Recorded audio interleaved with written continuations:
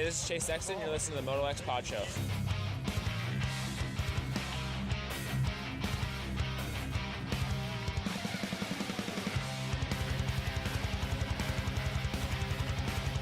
What's up, you guys? Jeremy McGrath here.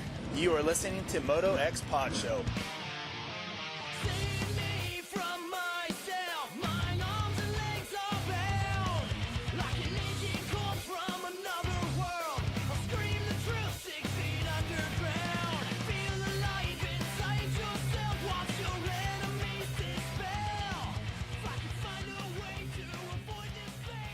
Lucky you, we are back with the all-new Vital MX MotoXpod show presented by Boyesen and Race Tech. We've got a great lineup tonight and lots to talk about, including the NFL. The NFC Championship race is on. We're going to talk about politics. We're going to talk about what fast food is the best. Sweet. We're going to talk about the e-bikes. War. The war. No, we don't care about gay. nothing motorized or two wheels. That's not what we do here. Oh. No, really. We got some stuff to talk about. We're going to talk about a little bit about World Supercross, the finals.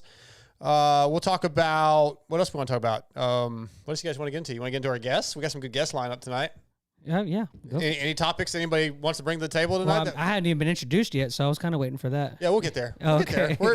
What does it matter? We're just I was free flowing tonight.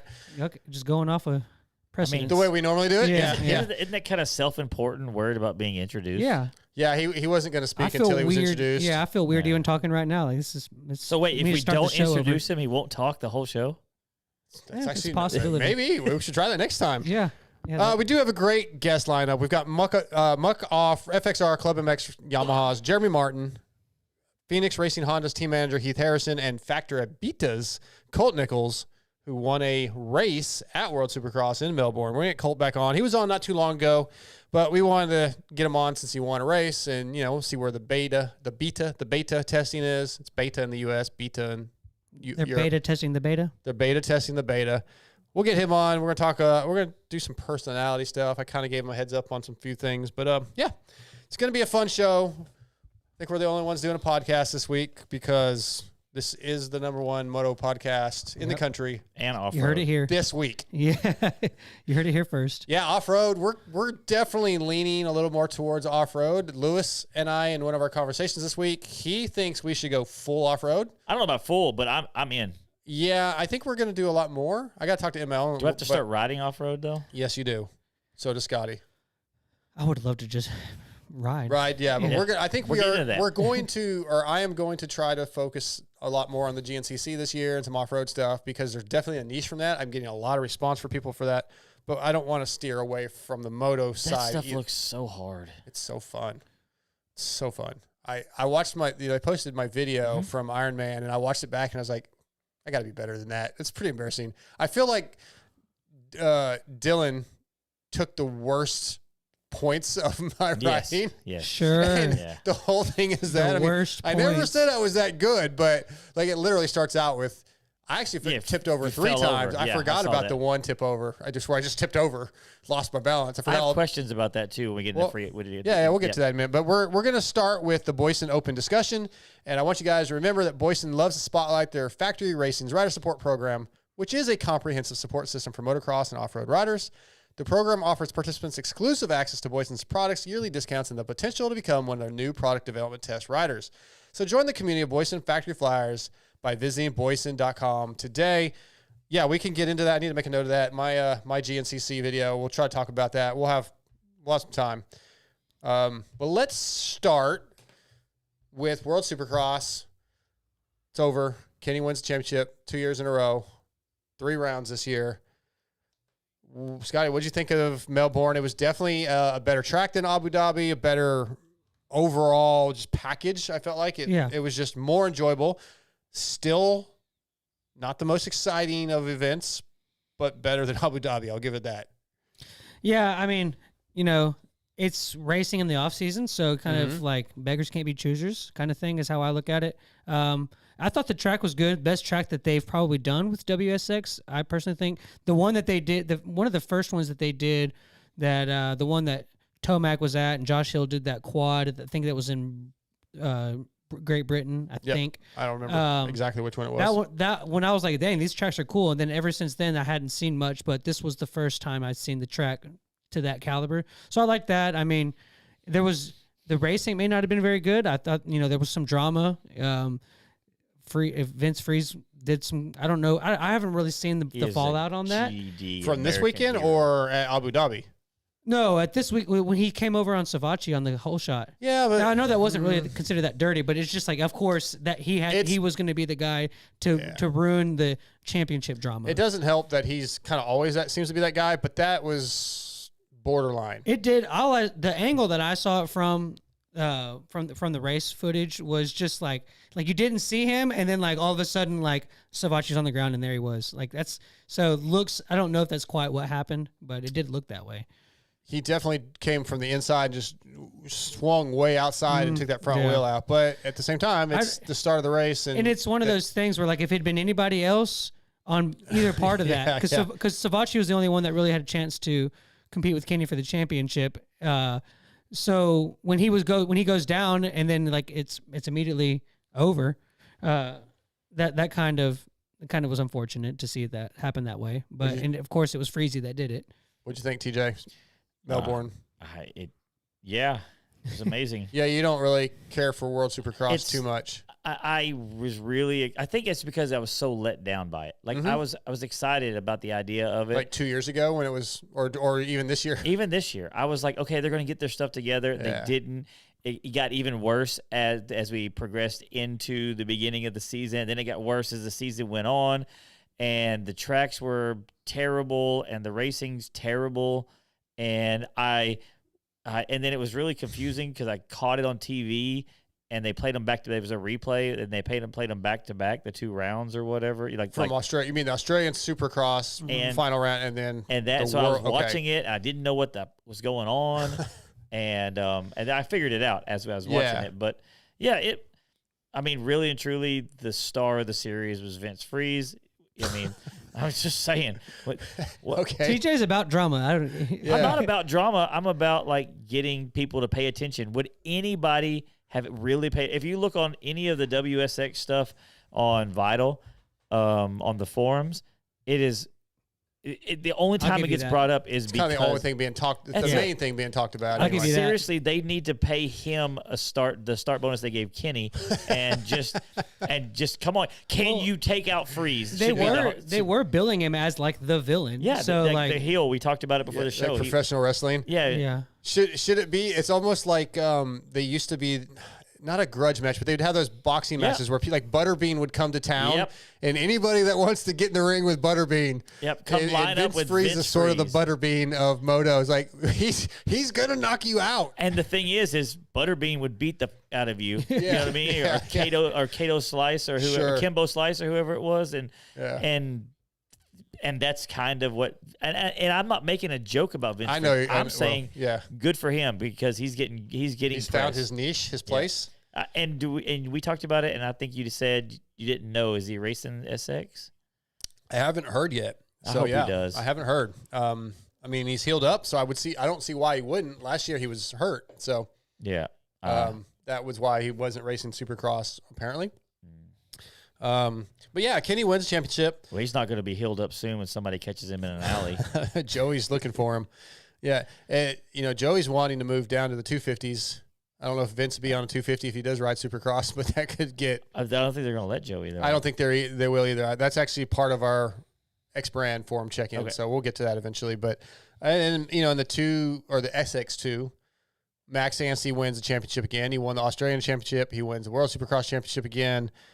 Shane McElrath just couldn't get together. He had a couple decent motos in this series, the World Supercross series, but was really mid-pack to back of the pack a lot. Just bad starts and could not find a way to pass. Yeah, and he's usually good for some starts. So I thought that was interesting that Anstie just kind of ran away with it. I figured that McElrath had more for him, but this is the way the cookie crumbles. What are you shaking your head for? I don't think. I mean, I like Shane, but doesn't sound like it. But no, I just don't think he has what it takes to be up at the top. Why does he hate Shane McElrath, Scotty? I don't know, man. That's terrible. I mean, Shane's a friend of the show, and you just don't think he's good. I don't think he has what it takes. Oh, yeah, he's good. But when you're talking at that level, being this far off is a mile. Sure. You know what I mean? Being just this far off of somebody is a mile. Yeah, and Max is at the top of his game right now. Yeah. So, but yeah, congrats to those guys. You mentioned the Australian Supercross Series, which Dino wrapped up. He won every round. That was the next night, right? The night before. Oh, the night before. Yeah. I was wondering why some of the other guys didn't race that. It didn't seem like some of the guys from the world Supercross raced that Australian round. Yeah, just a few of the Australian, like Dino. I'm trying to remember who all was in the Australian rounds, which I had it wrote down somewhere. But like Dean, I think maybe Cullen Park, a couple other guys were part of the Australian round series, which I didn't really keep up with it. And what's his name won the final race? The Australian guy, Luke Clout, and he ran away. Yeah, I just got Luke's number today. I tried to get him on the show for tonight. Yeah, but I just reached out through Instagram and he never got it. But I got his phone number today. He is Australian, right? Yeah, I actually need to text him right now because it's midday over there right now. So I'm going to text him in a minute. But is there any updates on Jace Owen? Is he okay? Haven't heard anything. Mm-hmm. Yeah, I don't know. I'll text him here in a minute too. Yeah. I forgot. I'd forgotten he got hurt. I was surprised. He got carted off, right? Mm-hmm. Yeah. He got kicked and went face first into one of the berms. Yeah. Yep. Okay. Now I remember that now. No double gate though, at least this round because it was a bigger venue, so we had a decent. That was gate. a huge stadium. Yeah. The track was actually a Supercross track. Yeah, it was. Yeah, they actually had a whoop section and everything. And I wouldn't mind the metal ramps at like a regular Supercross. I don't know how I feel about that. The reason I don't like it, I guess, is like if something happens, you can't back out. Like you can't roll the backside of it. Well, they could make it where it's rollable. Yeah, I guess so. I think maybe in the past they did have like a way on the back. That's I thought right. they had dirt on the back. No, it's rollable because that's right. That's right. Because I remember Justin Brayton had to roll like a couple years ago. Well, that's what's funny is since the way they did the broadcasting, they showed like the practice of the WSX and then they did the Australian SX race after that. And like they said, like since it was the first practice, that everybody has to. It's like a rule. Everybody has to roll everything. And they were rolling that finish line metal ramp, and I was like, dude, like that looks more sketch rolling it than it does to just jump it. They had dirt on the backside of it? No, it's like a pad or something. It kind of goes like this, and then it's got like a little metal pad slant out thing. That's right. Yeah, I forgot about that. No, but I still don't know how I feel about maybe it's just because of it's not the norm, and I'm being weird about it. You know what my thoughts were is it's a cool finish line jump because there will be no bad lines on it. So if you're going to try to pass somebody at the finish line, you don't have to worry about getting a weird kick because you went off the main line and stuff like that. And I just think it'd be cool. And then, yeah, I guess I'm not completely opposed to it. Yeah, I guess I'm not like, oh my god, we gotta add that. Yeah, but I just think it's cool until somebody is battling for a race win and like just completely sends it and jumps out of the stadium. gets a little whiskey throttle and just pins it. I also want to thank Race Tech, one of our other presenting sponsors. You guys know that they do suspension and engines. And I'm looking. Last week I couldn't find the read. I had Checkers resend me the new read. He wanted to mention that in addition to suspension and motor work, in addition to the CNC porting, trusted by the world's fastest privateers and multiple factory teams throughout the industry, Racetech offers custom Vortex ECU tuning and many parts to boost performance and reliability. Did you know that Racetech manufactures all their seats and guides in-house and can create custom seats and guides for you as well? Tech Man, what does that mean? Ford engine, what does that mean to do a custom guide and seat? So that's where the valves. So the valves are where when a valve closes, it closes up against a seat. Sure. And so what does a custom valve and seat do? So a custom valve and seat can be sizes. It could be the grind. So on a valve, to be able to get optimum flow, believe it or not, a flat angle, which people in the video could maybe see me do, a flat angle isn't the most optimum. It's actually what they call it's called a 3 angle where it goes up, over like that, and that actually flows more air because the air can attach to itself around, and so it's different cuts and stuff like that. I'm actually like as big of an idiot as he can be. Stop acting like an idiot. You're the idiot. Don't be an idiot. Changed my life. He's fairly smart when it comes to mechanical stuff, which kind of pisses me off because if Yeah, he's going to be an kinda- idiot, I'd rather be an idiot I with know. everything. By the way, I need a Motul TJ's tech tip tonight. It sucks. So whenever you send your Not motor now though. into race tech, you use the custom valves and seat. That's my Motul race tip. Come up with a Motul TJ's tech tip for so later. it sucks because you want to call him an idiot, but then you need him to help you work on your bike. So you like Yeah, I have definitely to, still call him an idiot. Yeah. But thankfully he's a nice idiot, so he still helps. Like he just accepts it because he kind of knows he's an idiot. I When mean, it comes to spelling.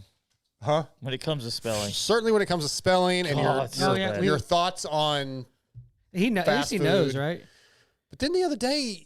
Yeah, we were talking something- about that last show What with was the Wendy. No, the McRib. Oh yeah, Yeah. And It's back. he was willing to. You were in the text. You were like, "I'll pay." We thought when we saw the advertisement that the McRib was $14. It was actually for two. It's for but two you're and a basket of Yeah, fries. but you were like, "I'll pay $14 for a McRib. It tastes so good." Yeah, No. But then when we talk about a $30 steak, he's like, "I'm not doing that." Yeah, it's But food yeah, for but this sustenance. is That's two it. McRibs and a But they're basket. only like the size of my hand. Not even my hand. They're so little and they're so thin. It's not. Dude. So you're gonna pay $15 for two little thin How much pieces is a of fake hamburger at meat. Whataburger? Dude, But A you just won't- hamburger meal at Whataburger. How much? I probably Just paint some barbecue- $12. Okay, so $2 more, you get a McRib with more fries. I think a meal. I feel like a hamburger at Whataburger We're talking about a is good, probably more food than a McRib. Those McRibs, there's not much there. No, there's a lot They there. are good. I like love them. McRibs. I But- forgot about it. Are they going on now? Yeah, I ate two. I actually ate one on the way home from DeSoto last weekend. I'm going to McDonald's on the way home. That's how they. It's a long show Dude, tonight. Sorry, man. just McDonald's stays open But he pretty won't late. spend. The thing is, though, he'll spend $14 Yeah. on two McRibs, Well, but he won't spend $25 on or $30 on a good steak. I get the irony, contradiction, Yeah. whatever you want to call it. I get it. Okay, we got about 10, 15 minutes before we get J Mart on. So I want to go back to Ken Roxon, two-time world champion. Congratulations, Ken Roxon. Reached out to him to come on the show this week, but he's traveling back. He made enough. They paid him enough money to win 2 championships. Sure. What I want to know with Supercross coming up, like we still don't really know where his health is. I'm going to say health, not like he's sick as he was a few years ago, but he hasn't really been consistently strong. TJ, what can he do? What is his I'm motioning right now. I don't know what that's listening can say. His Ceiling? ceiling. That's the word I was looking for. Thank you, idiot. Yeah. what is Kenny's ceiling in Supercross? Like he could win, but I think Kenny's gonna. Is that what you mean? Let's say for the season, like consistently, not necessarily champion, just consistently. Can he podium? Consistently, can he win multiple races? Consistent. Yes, Yeah. I genuinely believe that he can always be a threat. I was trying to remember. I think he's going to wind up not like the Ryder style, but kind of like how Dungey was, where Dungey was always there, especially towards the end. The Diesel. Yeah, The Diesel. I don't think he'll be like that, but Okay. But there's some riders. Chad Reed. Yeah. Like where Chad Reed was getting, not the last 2 years, but like as he was getting towards the end, where Chad Reed was always there. Maybe things had to break right just for him to win. I think that's going to be Kenny. Kenny get a good start. Other guys get tangled up. Kenny could sprint and get away. I think that's going to be his deal. And that I don't mean that as there's no chance he's a title contender. I mean that as he could actually win it if things break right. Does that make sense? Yeah, not the championship though. I think. Oh, really? I think if things break right, because I told you to bring some hot takes tonight. That might be a hot take, but I got some. You say We'll get to 'em. you said his consistency Uh-huh. is throughout a season, but if you go back and look at the results, 2020 450 Supercross third in the points, 2021 second in the points, Mm-hmm. 2022 I guess he got hurt that year, and then 2023 he got fourth and he got second in the SMX. I mean, that's pretty dang consistent if you ask me. Yeah, but I guess he hasn't been championship contender though, really, because like this year, we'll just take this year. Eli Chase and Coop were the championship contenders. Really, Yeah. Kenny was a little bit out of it. Yeah, he was. So I'm just wondering, But is he was also getting used to can a new he- bike during Can that he time. get to a point where he is legitimately a championship contender? didn't- Can he? stay strong for the whole season. Once I he think he figured, can. once he figured the bike out, Yeah. he was a race contender for the majority of the Supercross season, and he was the only one that led laps against Jet, so he has that going for him. But I think that now that he has the bike set up his second year with the team, I mean, I don't think that is that crazy of a hot take from what TJ said. All right. I'm not saying it's the most likely chance to happen, but if you're going to sit here and I have to say that I don't think Ken Roczen has the speed or is capable of winning a championship, I can't say that. Yeah, I don't think he's the favorite, but I think he's going to be. He has to be in the conversation. He Okay. has to be. Yeah. I like it. I think he's a long shot compared to some of the other guys. That's fair. Jet and Chase. And I'm going to say a long shot. He's an outside shot. Sure. Okay. Luke Clark just got back, so yeah, I think he's going to do the show next. So I guess we're going to do a show next week. Heck yeah. I would like to talk to him. I don't know anything about Luke Cloud. I'd like to learn everything about Luke Cloud. Jace Owens has not responded. Jace Owen has not responded, but there's a couple of things I want to talk He about. may have just quit after that wreck. Yeah.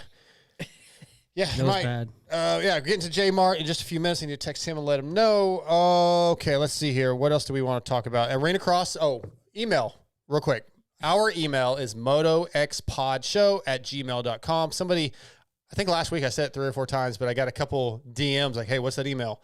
We did get a fair amount of emails this week, so we're going to go through a few of them in our email segment. We just had to rant a little bit about it, I guess. Yeah, well, a couple of people were like, God, one dude was literally, man, you really want emails bad. I was like, yeah, I do. I want to hear from you guys. Yeah. I want the show to be fan interactive. We don't have a phone system to take calls like Steve does, like Mathis does, but we could take emails and we could discuss and you guys can send us topics and create content. We can talk about what you guys want to talk about. Yeah, everybody email like Dark Side some grinder links.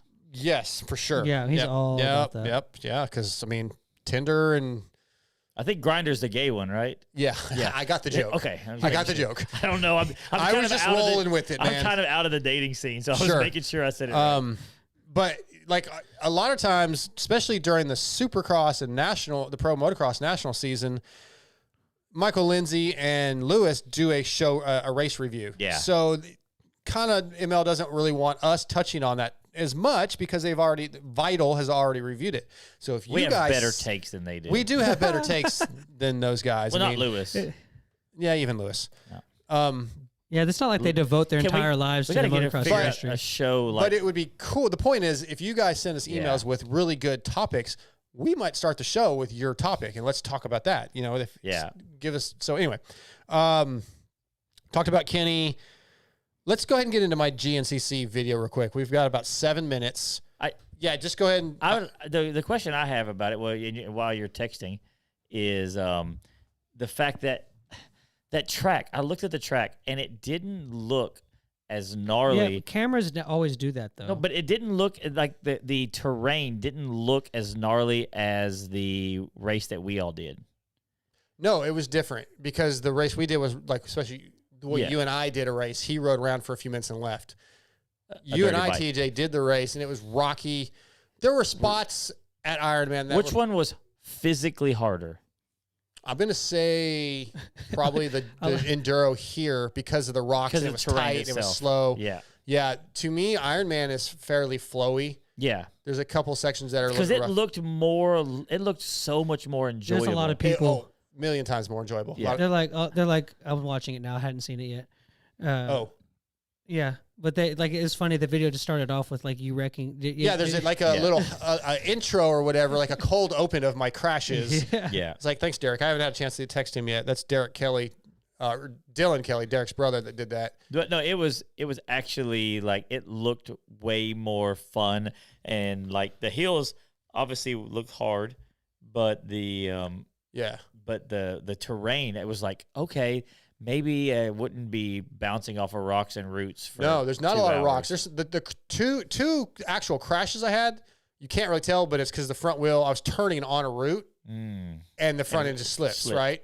Then I had the one just tip over that I had completely forgotten about. Thanks a lot to the video.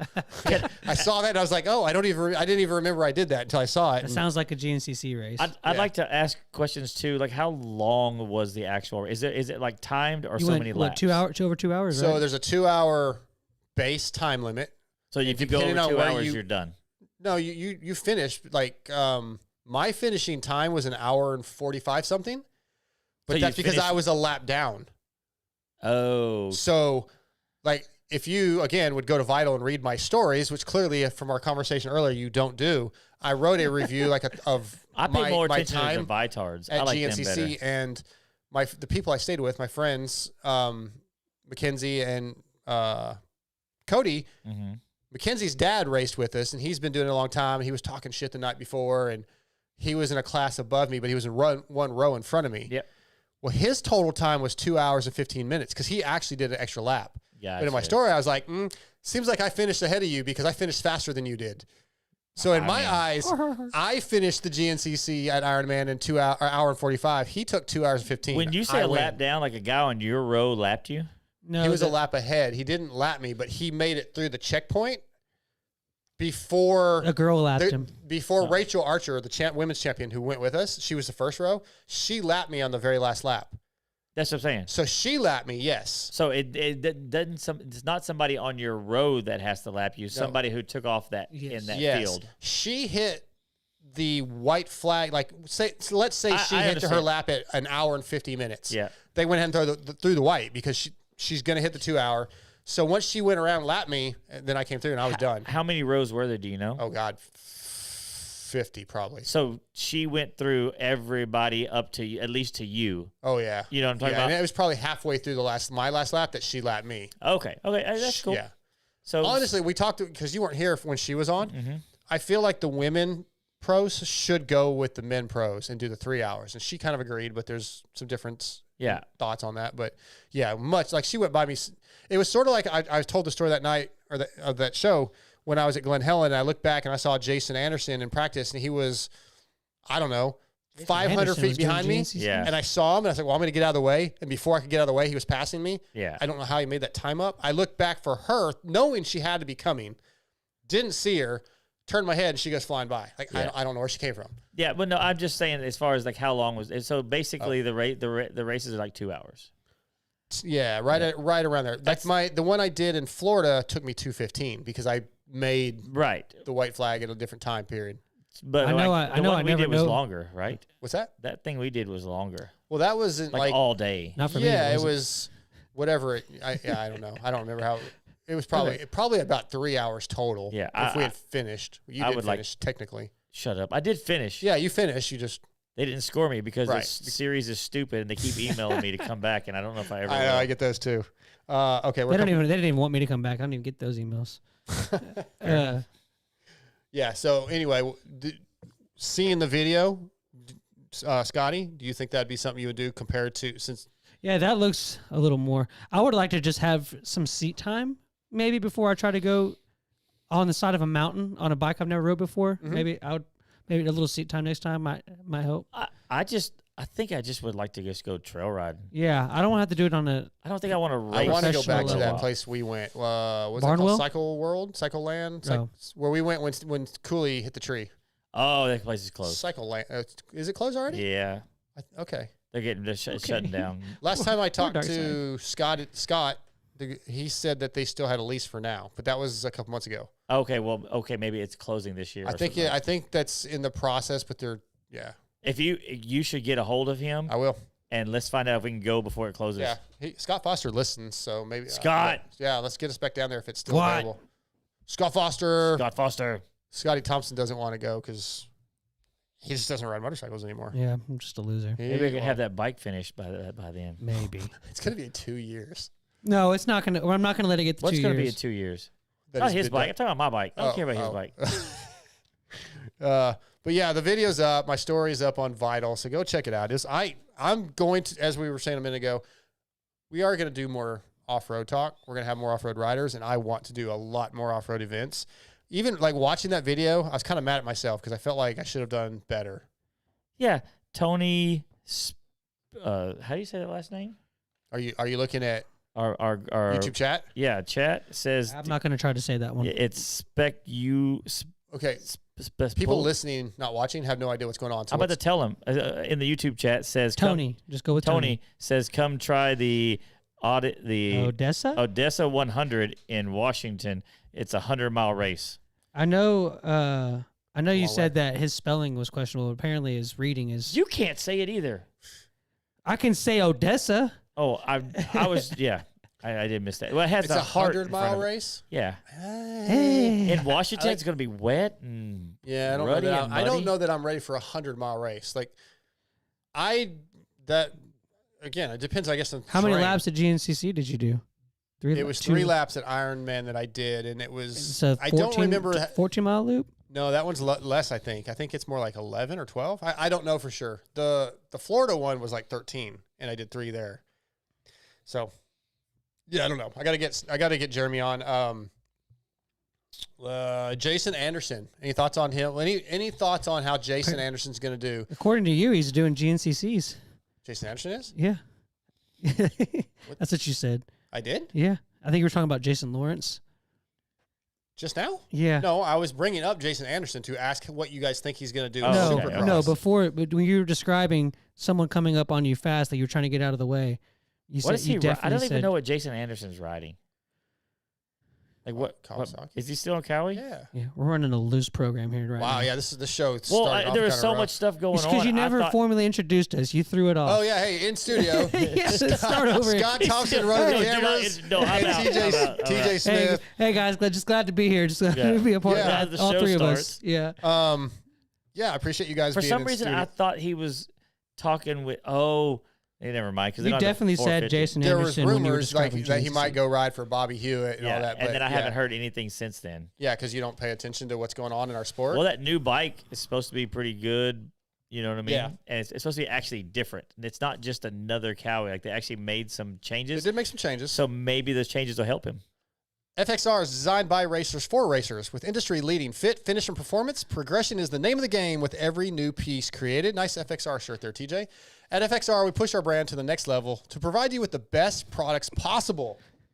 Visit fxrracing.com to see all their gear lines, their colorways, or go to your local dealership.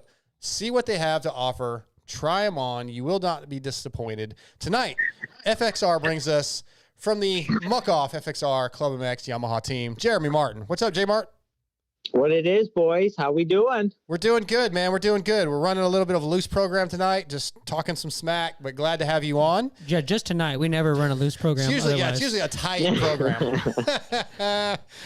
J-Mart, how we feeling, man?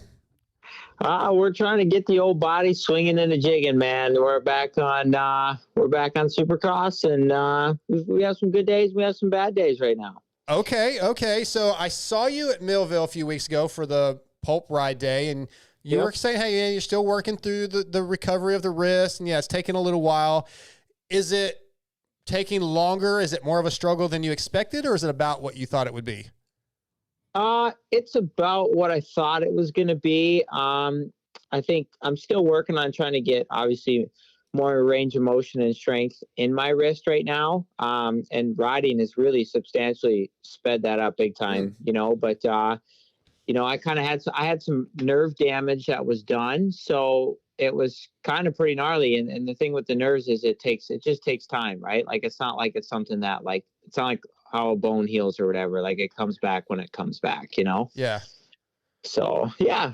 Yeah. J-Mart, when you have an injury, you go all in. Like, you don't just do a minor injury. You're like, let's just do it as big and bad as possible. Yeah, I know. I mean, there's just a little tip over there in that second turn there at Hangtown, but damn it, man, I got up and I was just like, all right, my wrist is jacked. Let's just get this thing fixed. And the next thing you know, I'm just like, damn it, man, this isn't as easy as I thought it was. I was hoping it to be. Yeah. So we've seen riders in the past, like the Alessis, using lasers on the knee, trying to heal it faster. Are you like rubbing crystals and stuff when you have nerve damage like that? And are you going outside of just like taking an aspirin and hoping it feels better? What's going on? Well, I mean, I think like with the nerves that like they can do like a conduction study to kind of like tell where it's like firing and all that kind of stuff. But like with me, from what I understand is it just kind of takes time and it's getting better and it's improving. So that's really good. But, I'm able to start doing push-ups now and pull-ups and all that kind of stuff. So it is coming around. It's just not, it's not as good as it was. So he's going to be even more jacked coming back this year because he's like excited to do push-ups and pull-ups. Oh, jacked is in. Yeah, like muscle. Yeah, when you said jacked, I thought you were saying like more messed up. No, jacked. I'm talking about like he's gonna walk around like even more. Yeah. He's gonna look like Jason Thomas. You know what I'm talking about with the That was a very 2006 term you used there. Yeah. Jacked, yeah. Hey, J Mart. So when I heard that you were going to be coming back this year, I was genuinely just like glad to hear, because when I saw that Hangtown wreck, man, I'm not going to lie, I really thought that was going to be. I was like, man, well, that's the last we see of J Mart. So Wow, so negative. It's just like, I mean, dude, that was bad. Then the TV He came back from a broken back. I know, but that was. Anyways, thanks for interrupting me. I appreciate it. You're welcome. But J Mart, so I'm just glad as a fan of you to see you come back. Was there ever a thought of, man, I don't know if I want to keep doing this, or were you just, as soon as you could get back to be prepared for this year, you were doing it? No, I definitely took my time, like kind of going back to what you're saying, like doing the lasers and all that kind of stuff. Like, I think with this injury and like with getting kind of beat up the last couple of years, like, dude, I'm a little bit older now, but just take my time, right? Like, I was pretty cooked after this one, and sitting in that hospital for 8 days with my arm just like wide open in the level 1 trauma center in Sacramento, and I could just hear like people in the hallways like screaming and stuff. So, I mean, I was pretty cooked. I needed some time away and to, think about if I wanted to kind of keep going. And, I obviously thought about the next step and what that kind of looked like. But I think as time went on, I feel like I still have some left in me, and it's all about like risk, right? Like, I've had an amazing career and everything, but I genuinely enjoy what I do. It gives me a purpose, and I know that's going to end one day. And I have to take that next step. But if you still enjoy what you do and you can set aside the result and the risk, why not go for it? And I'd at least like to have 1 or 2 more good years of, putting in the work and trying to get back to the old J Mart. 1 or 2 more years before he's back to the dealership. Yeah.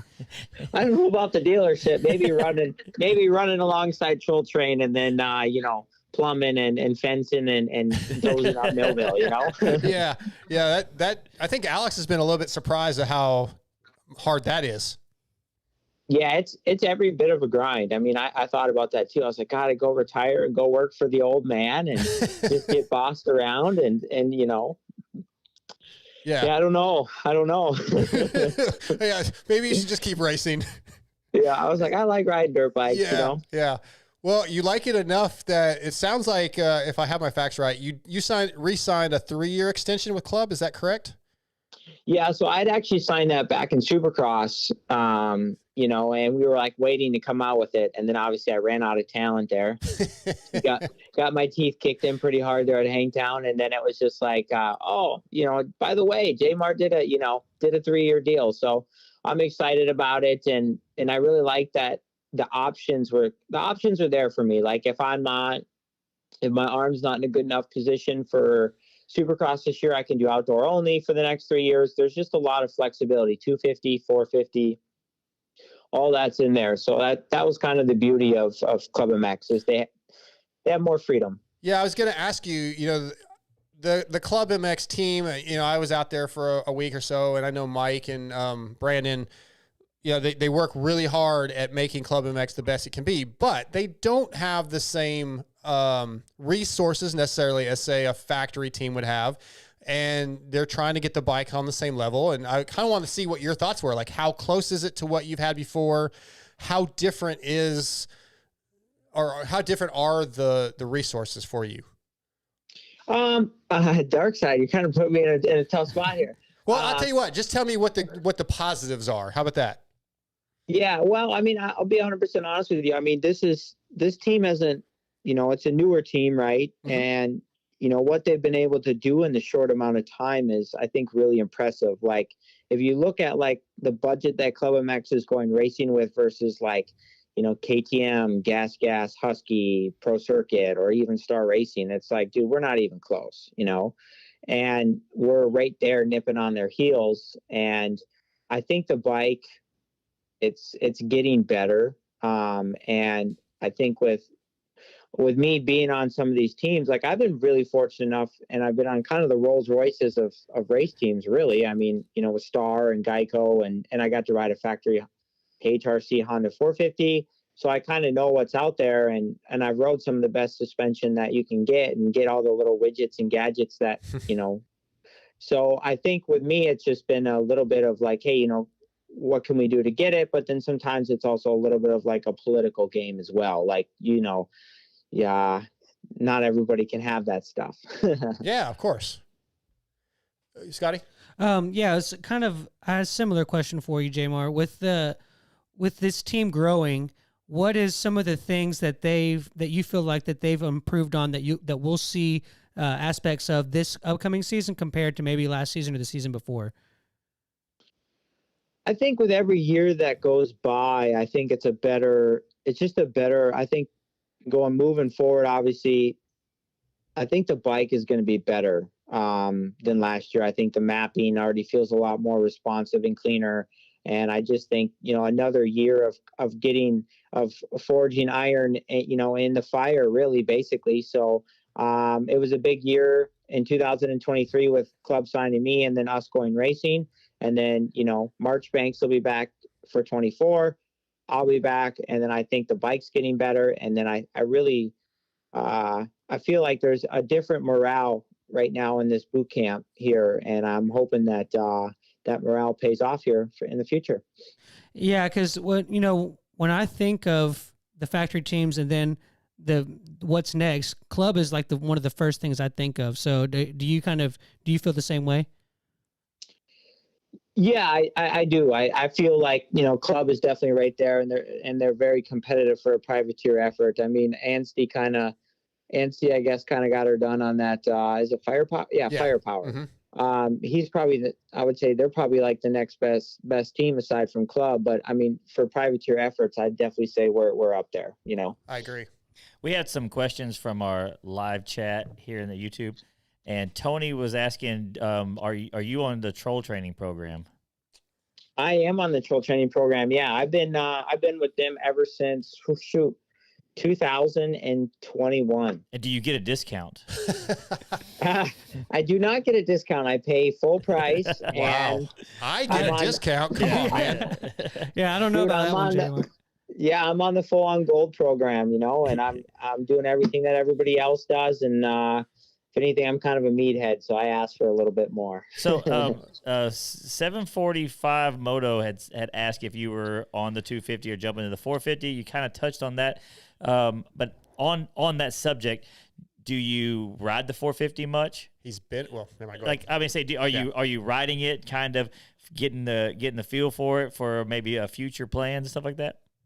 Yeah, I came back. I was like, hey, just give me a stock 450, and I was like, I actually rode the 24 250 at the Pulp MX Ride Day, and I was like, oh my God, like I haven't really rode, and I was like, someone get the tuner out and detune this bad boy. But yeah, so we came back here, and I got going here at Club, and I was like, dude, put the bitch mode on that thing. Let's tame this thing down.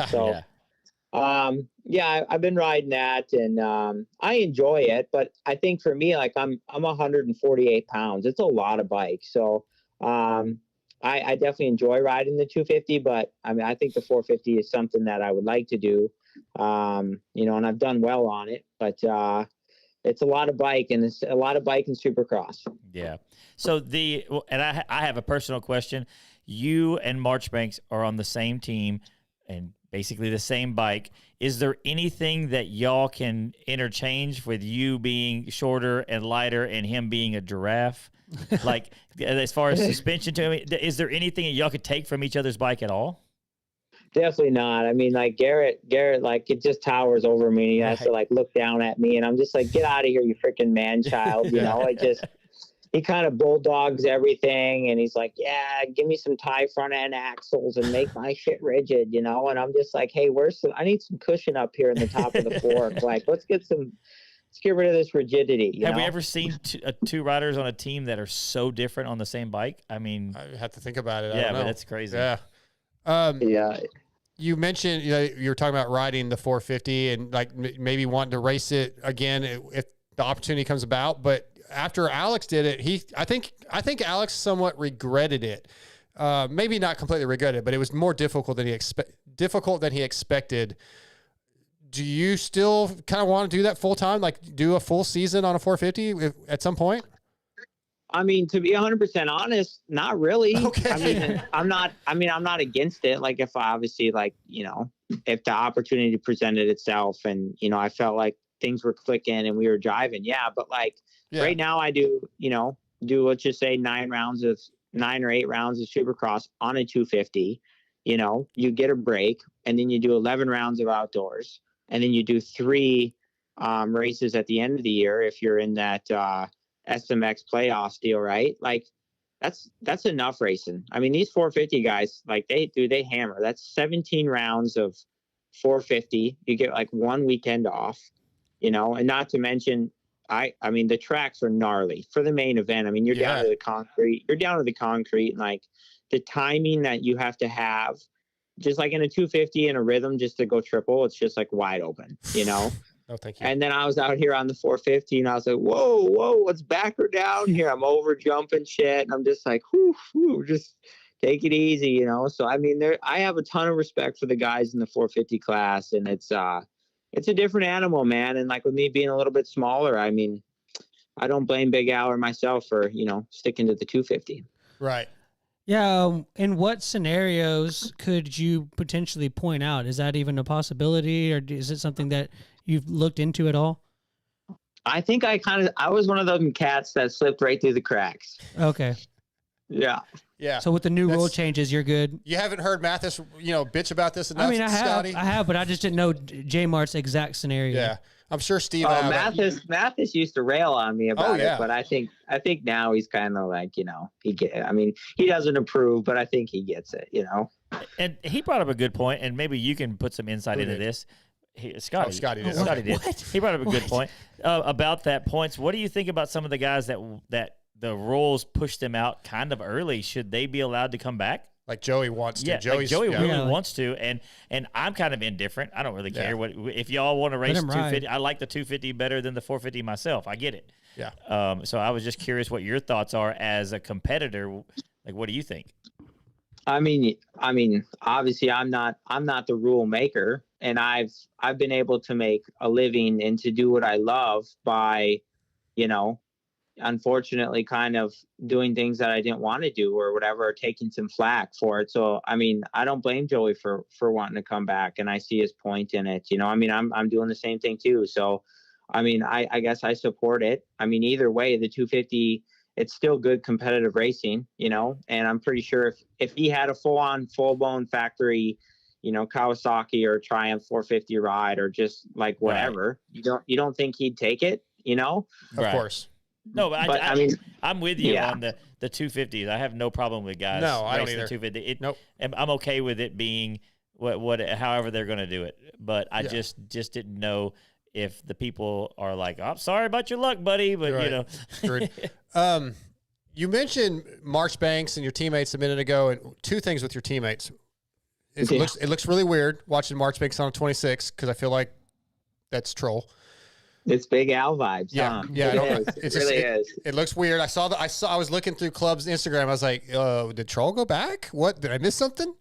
I forgot Garrett changed numbers. But really what I want to know is Jet Reynolds is with you guys now. How's he looking? What do you think about the kid? Yeah, Reynolds, man, we got a little bit of a West Coast flavor. Came over to the East Coast here, and he's doing good. He's getting in the groove. I think he's kind of finding his place here, and I think he's liking the bike, and he's kind of trying to put his head down and really try to have a good year, And I think I knew he was fast as hell in the amateurs, and I know he's kind of had a rough go with some injuries and stuff too the last couple of years. So I just really, hope to see him have a solid year and get some seat time under his belt and get up there in the mix.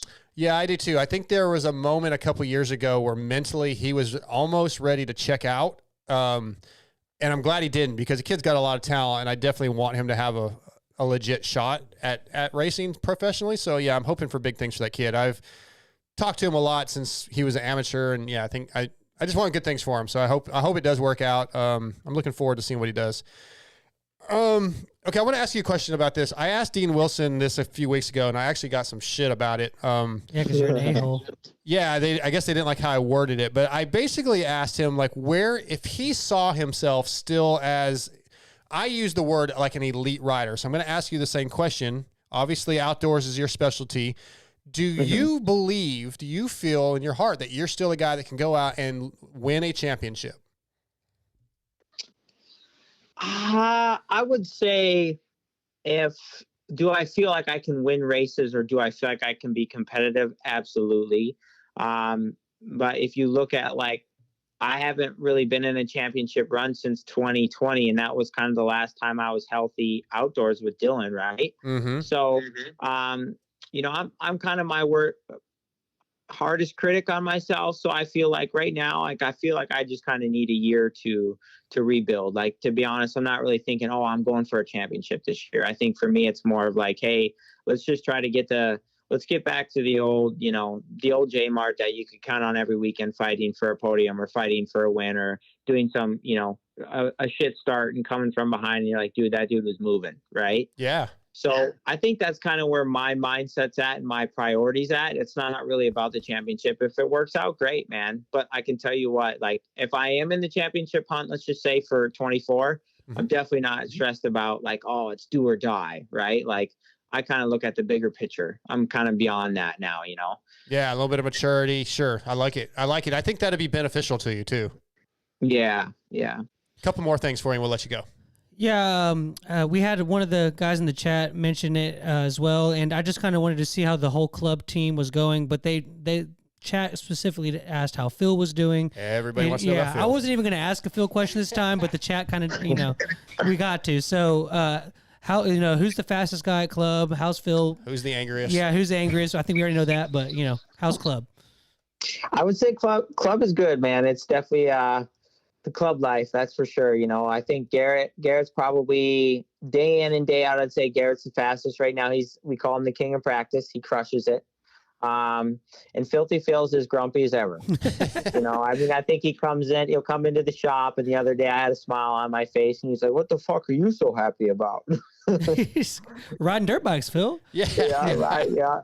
And then I think Reynolds was in kind of a mood or whatever the other day, and Phil went over there and gave him the old typewriter on the chest and said, what's your freaking problem? And then, so Phil keeps the morale good, man. We have some good banter, locker room talk day in and day out. That's for sure. Do y'all ever have like, I heard this kind of thing, this theory where all the guys were at this one training facility, thought that they were at pace, and then they go to Supercross and realize that, they were a little bit off.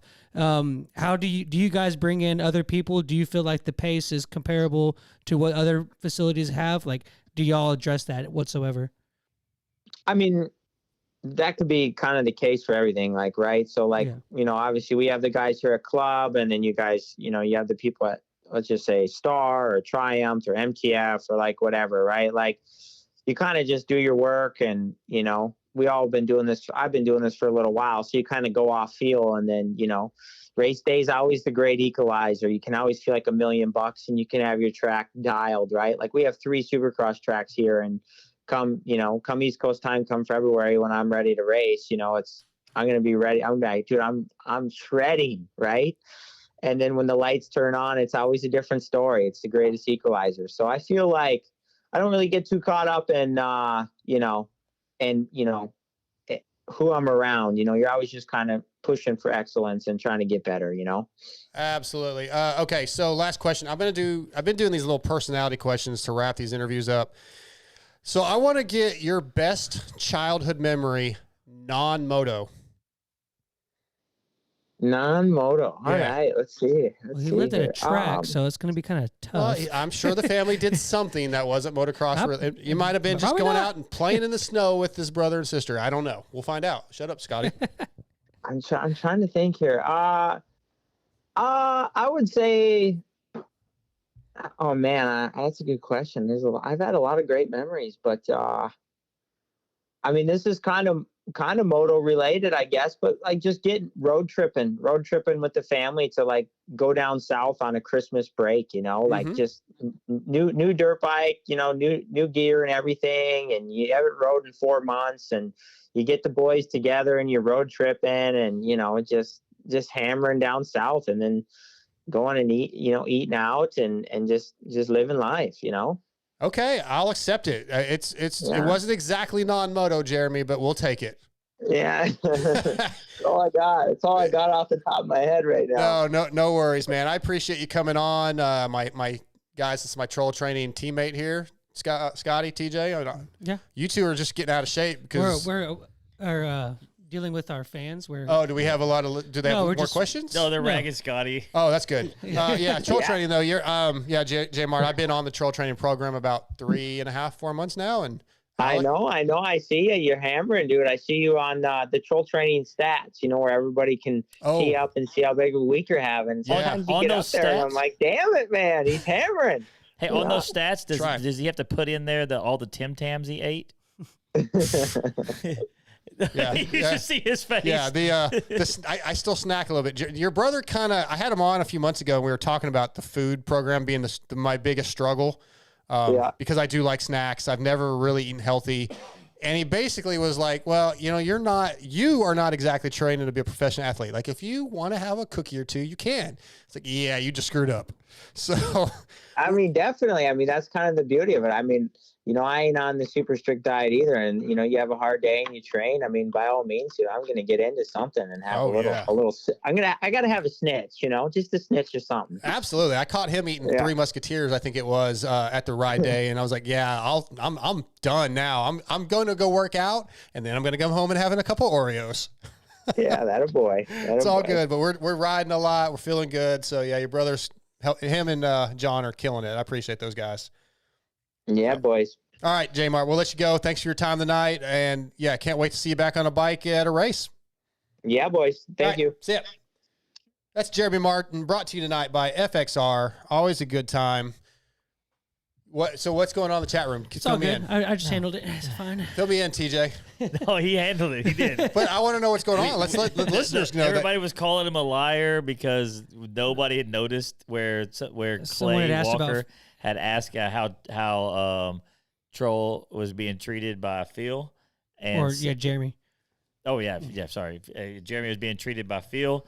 And everybody in there is like, nobody asked about that. Scotty's a liar. Well, I jumped on the bandwagon just because it was fun. Oh. And then we all got proven wrong by Scotty. So, yeah, if you guys are listening and not in the chat room, you guys are missing out. There's definitely a good time. The chat room is like, it's good. It's a lot of fun. It's a lot of fun. I don't really get to experience You're not allowed to. No, well, I would get way too distracted anyway. We'd need somebody steering the ship. Yeah, somebody else would have to take over and read these perfectly read advertisements. You want me to read them?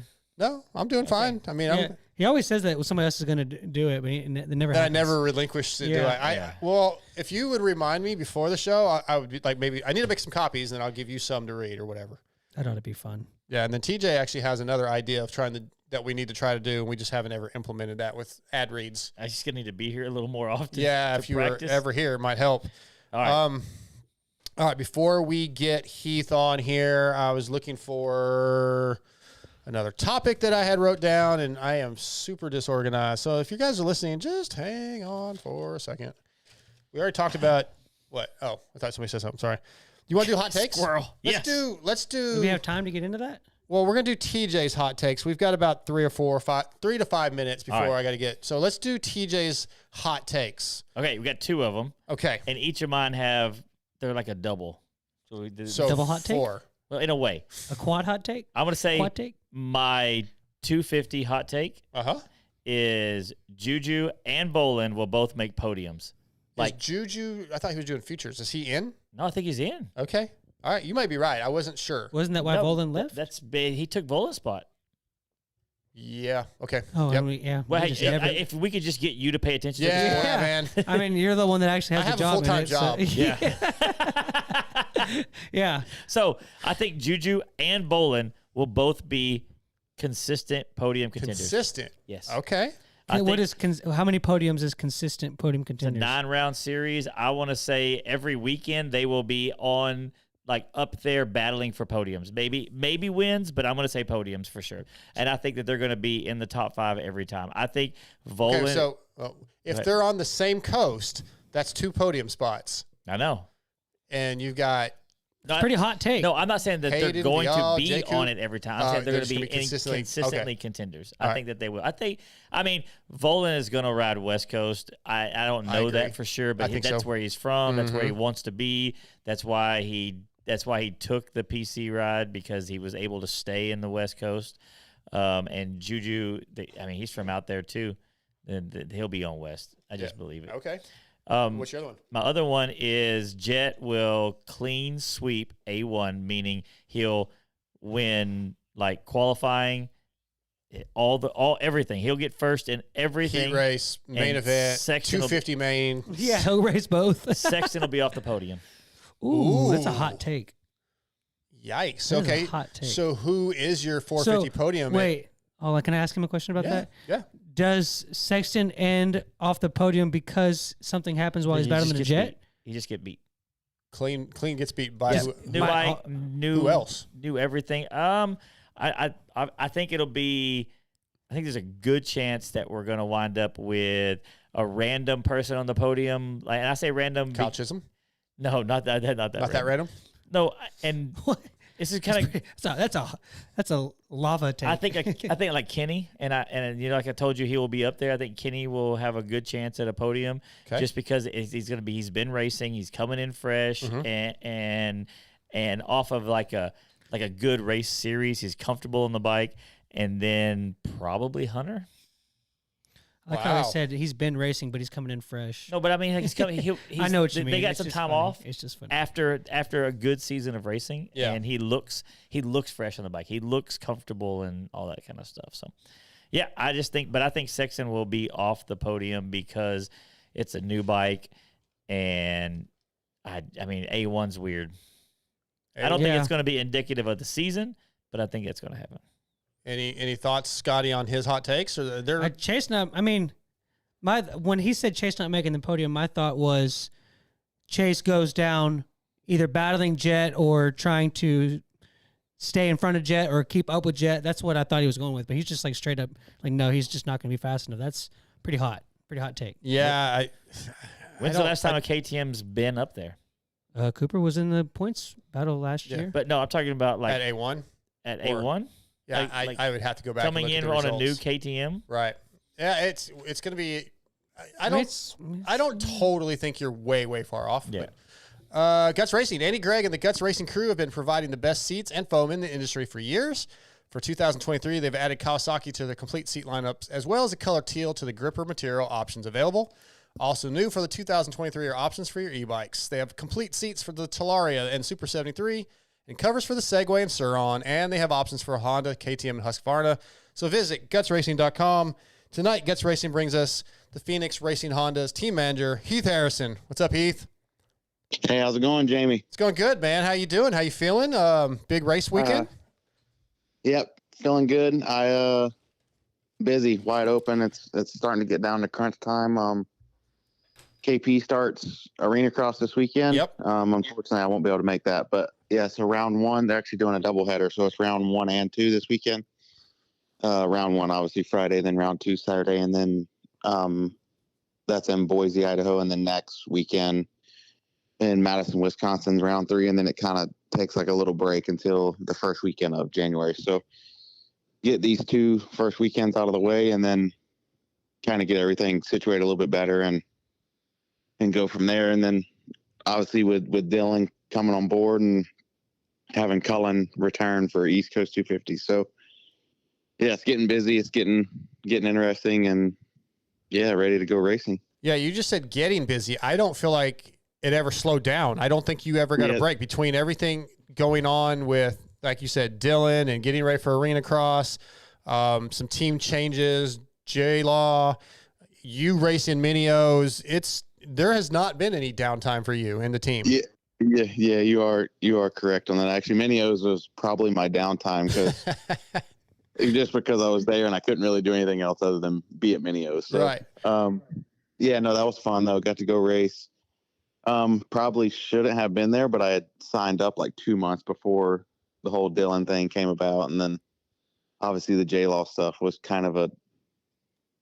that's kind of like its peak moment for that whole situation was during that week. So, but yeah, no, it all worked out. And yeah, we had a good week at Gatorback and had fun. So. Well, let's start with the Minio stuff. You won the plus 25 and plus 30 in Supercross and Motocross, beating Brownie. Brownie went 4-1, I think, in one of the classes. That was a plus 30, I believe. Yeah, just talk about your weekend. I didn't really get a chance to watch it. Just talk about the racing and how it feels still right. Brownie's he's an alien, dude. Yeah, no, it was fun. I did win plus 25 and plus 30 in Supercross and Motocross. The Supercross, honestly, it's kind of all about a start, as we all know. The track was really good this year, though, because they got quite a bit of rain, like 2 days leading up to practice day. So, like, the Supercross track was honestly, like, dude, it was sick. It got rutted, like ruts in the berms and everything. And then I raced the Pro Sport class also and ended up hitting the gate or whatever in the heat race, and all the kids were throwing a fit in impound. It was pretty funny, but yeah, so I got docked a lap in the heat race, and then because you hit the gate. Because I like ran through it completely. Like, it was pretty bad. But. Okay. I like how you played it down. Yeah. You didn't mention that in the beginning. Yeah, no, it was like pretty aggressive. But so I obviously get last gate pick for the main. Well, then, dude, I'm all the way outside, and I ripped the nastiest start probably I have in a long time, other than the ones where I like timed the gate perfect. Yeah. So they ended up second in Pro Sport and Supercross, so I thought that was pretty sick too. And then in the motocross portion of it, I got third in Pro Sport as well. So, which ended up giving me like the Olympiad where they combine Supercross and motocross down there. So I won the Olympiad in all three classes. So oh wow, that was pretty sweet. I thought, yeah. Dude, Heath still has it. Heath has just come back. Yeah, I don't know about that. That was one thing I wanted to ask you is like, are you the next Mike Brown in these amateur classes? Are you going to take that title when he finally gives up? I don't know if he's ever going to give it up. Like 70 years old, not until he'll die. He will probably. Yeah. Someday there will be a news story that Mike Brown died at Loretta's or died at Minio's or died at the Pro Challenge or something. Wait, hold on. That's kind of a legitimate question. You know, you raced a lot of those amateur stuffs with him. How old does he have to be before he doesn't win, like let's say the plus 40 class? Honestly, pretty old. Yeah, because I don't think people realize how fast he still goes.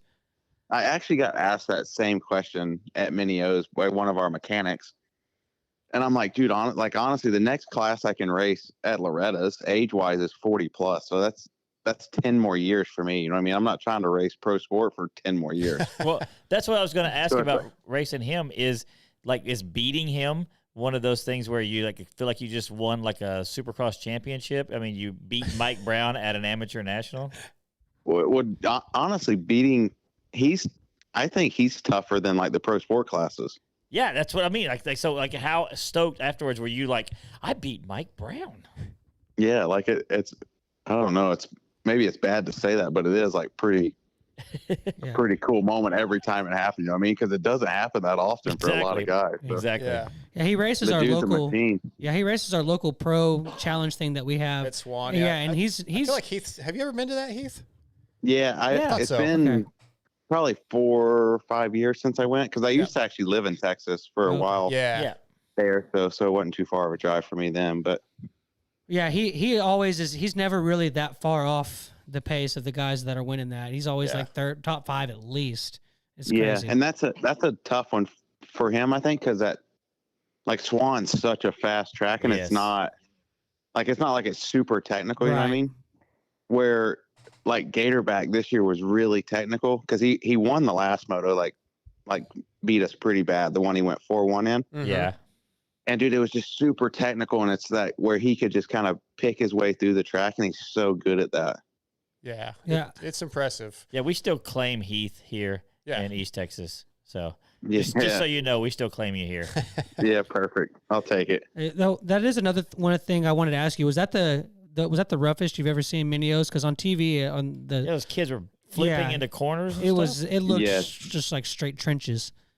Yeah, it was pretty bad. Like the sweeper out by the road, Yeah. I don't think any of the 50 classes go there. Like they cut them short, you know? Yep. So I don't think they ever touched it from the first sight lap in the mornings until the end. And dude, it was gnarly, which was good. I think it made it better. Slowed it down a bit and was technical. I enjoyed it a lot.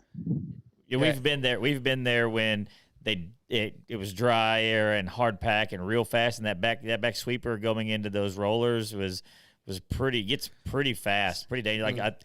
My son put himself to sleep on those rollers leading or Doc put himself to sleep like leading one of those rounds out there. He's going to win the championship, and then next thing we know, we didn't see him, and he is like asleep on the track. Yeah, and that's like it was like super gnarly, but it wasn't. I think everybody made maybe a big deal about it is because that's how you like remember or know Gatorback, is it just being that hard pack, like kind of blue groove. And then it was honestly more like a Loretta style where it was like they got rain twice during the week. So it like kept the dirt soft and they were just plowing. And yeah, I don't know. I think it makes for better racing, but does that and Loretta's and like what Minio's was, do you feel like that's rougher than what a national gets? I mean, you could sit here and argue all day about it, but it's yes and no. I think different. It's a different kind of rough because there's so many little bikes and stuff as well. So there I think there's more bumps at like Loretta's and Minio's, but then at like a pro national, there's obviously bigger bumps later into the corners. Yeah, braking points are a lot later. Yeah. Yeah, so it's totally different, but let's get into the Dylan Ferrandis stuff first. That's a huge deal, huge signing for Phoenix. I know ML was out there helping out and doing some stuff, and big news for you guys, but probably difficult, not an easy task to get everything done.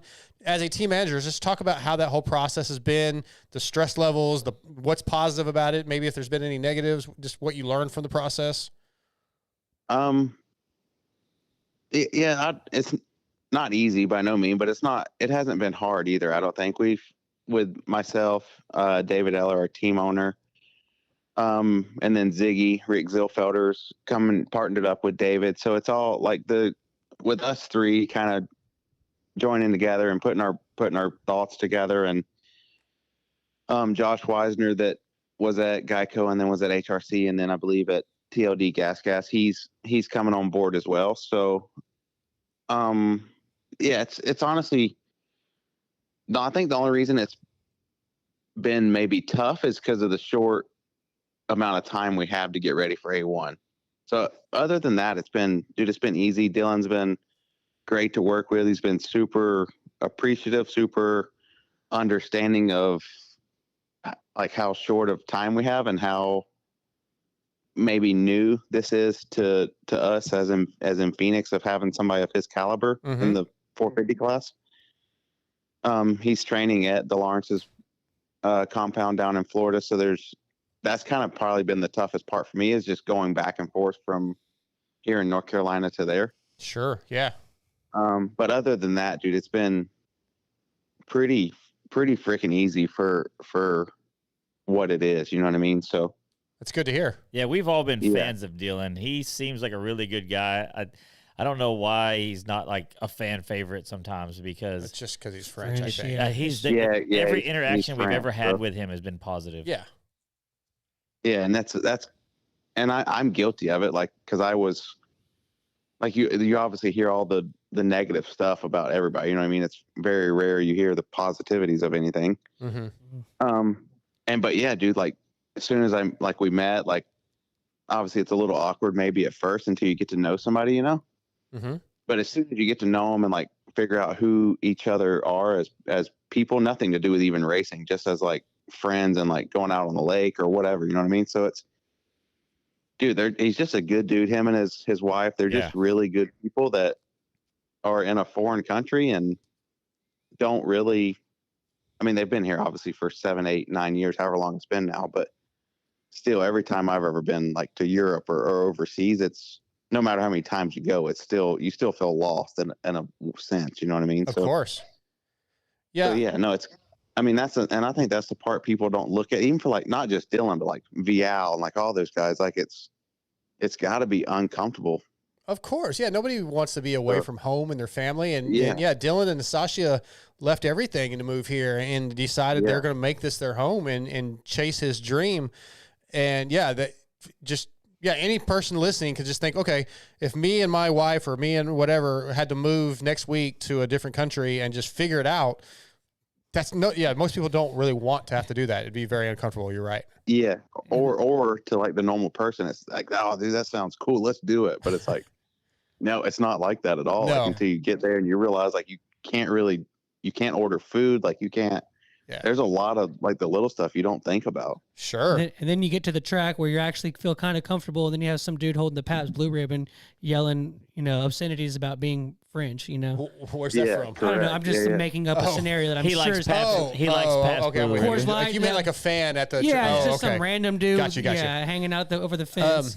Heath, I will say, I've had many, many conversations with Dylan, some on the record, some off, and he'll openly admit, like, hey, I am demanding. I expect my team, my mechanics to put in everything I have. He's like, say, hey, Nastasia wants to go to the lake. And I'm like, no, we're not here for that. We're here to race.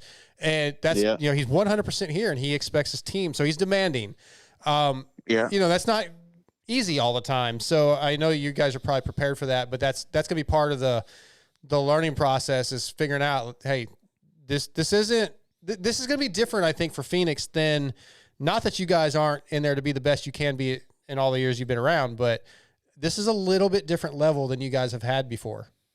No, definitely. And that's kind of been a cool part too. Cause like, not even on purpose, but like one day this was like the first week I was down in Florida with him, and like just getting to know each other, whatever. I'm like, yeah, Dylan, like, what do you do for fun or whatever? And then this goes back to him, not like to being just serious. Like, let's go racing. Like we got a goal. Let's do the goal. I mean, let's get to work. And he's like, what do you mean? I'm like, well, like after you leave here, like you leave the track, like you go home, you got a house on the lake, like you go on the boat, like, or what? He says, no, if it's not helping me get better, I don't want to do it. Yep. I'm like, all right, fair enough. I'm with you. So no, like accidentally, I kind of learned that right away, which I think is good, rather than maybe a month down the road. Absolutely. Like, dude, like, what's the deal? Like, this dude don't even want to hang out with me or whatever. You know what I mean? But it's not that at all. He's just like, which I think a lot of the European riders are that way. Do they just, because we have a off-road guy on the team from Chile, and he's the same way. Like, he just wants to like work, just get to work. Let's get to work. And it's like, it's really cool to see that side of them or how they see it, I guess. And dude, it honestly brings out like a better side of everybody else on the team, I think. They're not spoiled Americans.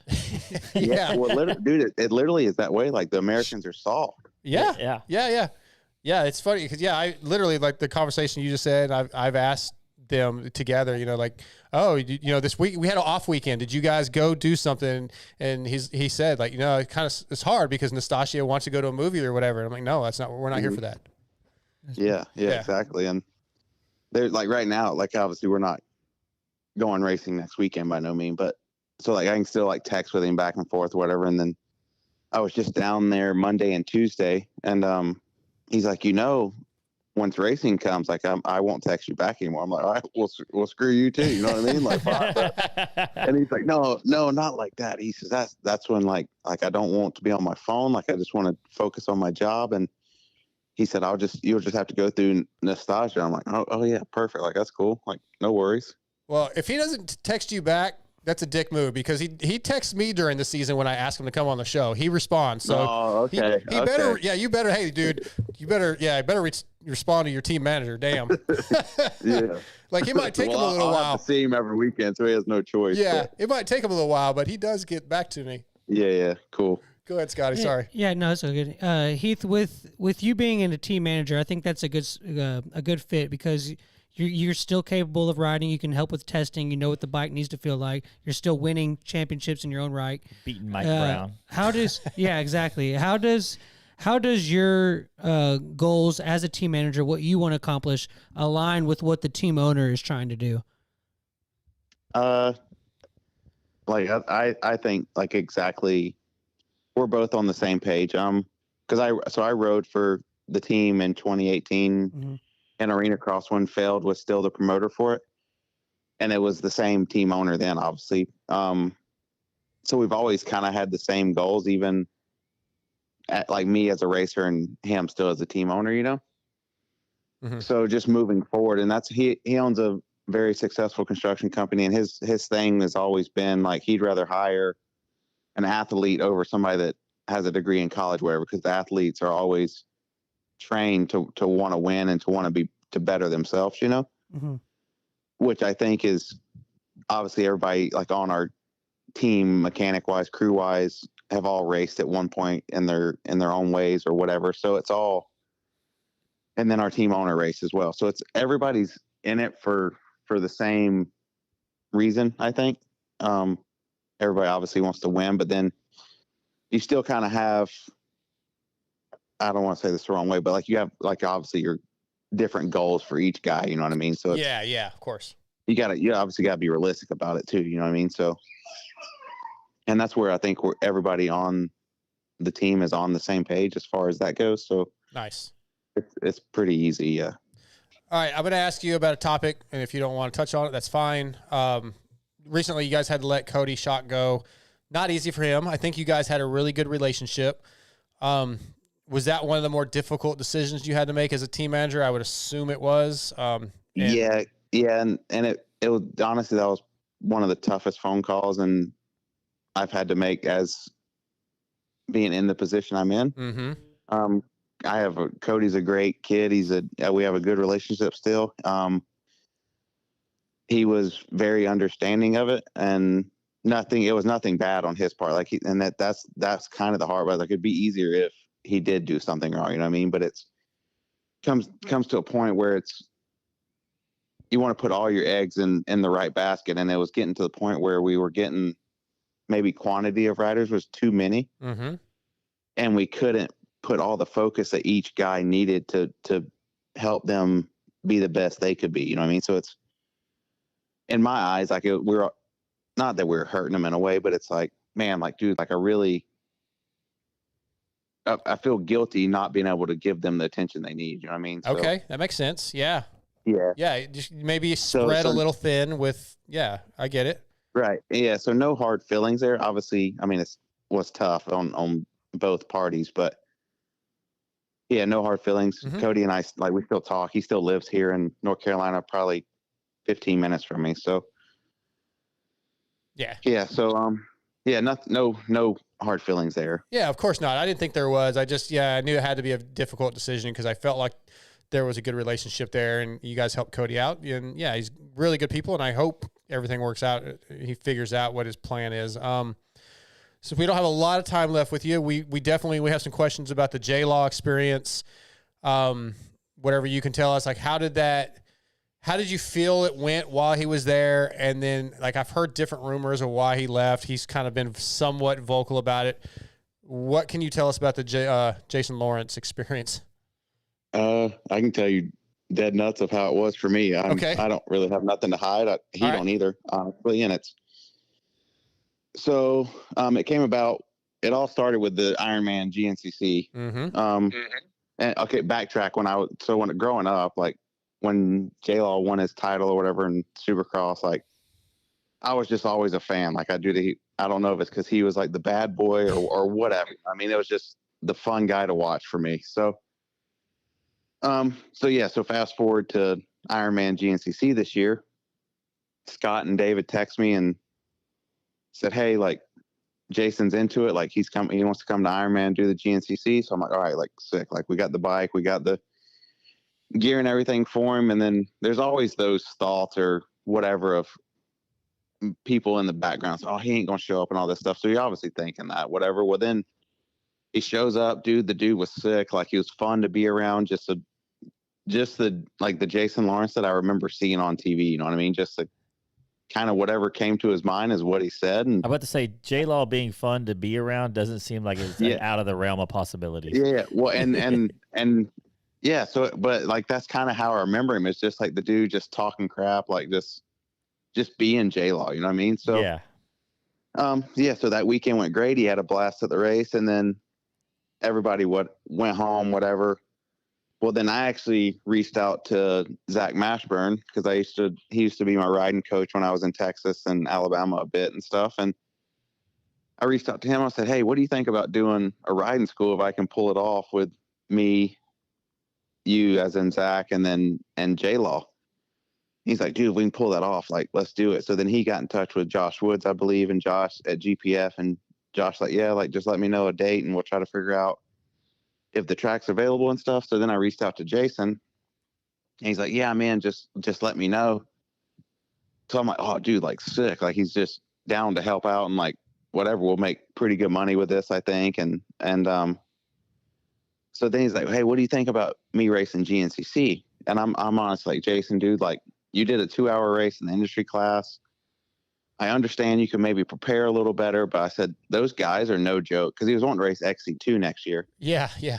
And I'm like, dude, XC2 is like, them dudes are the real deal. Like they've all raced that series pretty much their whole lives. Like they kind of understand and know the trails for the most part, unless they go to a new location. So it's not just something you can jump in and kill it at, you know what I mean? Right. So then he's like, no, dude, I can do it. I said, what about arena cross? You have your background fits that better with supercross and motocross and whatever. So he's like, yeah, I don't really know, but if that helps me get to the GNCCs, then I'll give it a go. So I'm like, all right. So he comes up to North Carolina.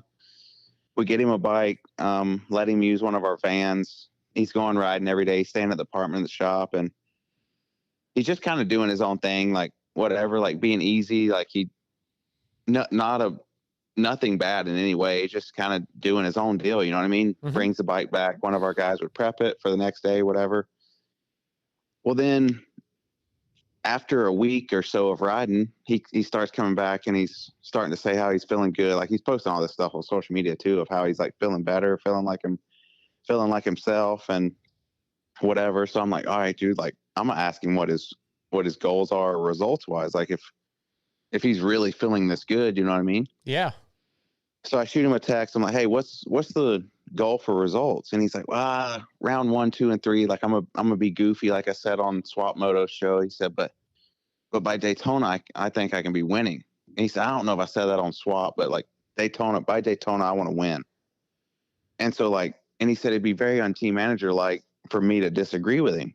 And I simply replied back. I said, nope, we're on the same page. I said, I just don't want you to think this is a hangout gig just to get to ride a dirt bike. And I said, I hate losing more than I like winning. And that's all I said. And then he sent me this text back. Or no, sorry, he didn't even text me back yet. So then that was I don't remember what night, but like 9:00 at night one night. Mm-hmm. So the next morning I'm in the shop. We're rearranging the parts room and stuff. And he had texted me, but I didn't see it. So then he comes walking through the shop and he's like, yo, about that text last night, I think I'm gonna head out. And I thought he meant head out to go ride. So I'm like, yeah, whatever, like no worries. And he's like, no, like head out to Florida, like arena cross just isn't for me. And I'm like, all right. He says, call me when GNCC prep starts or something along those lines. And so then grabs his bag, leaves, goes to Florida. I don't know if he reached out to other teams or if the arena cross promoters had reached out to other teams for him.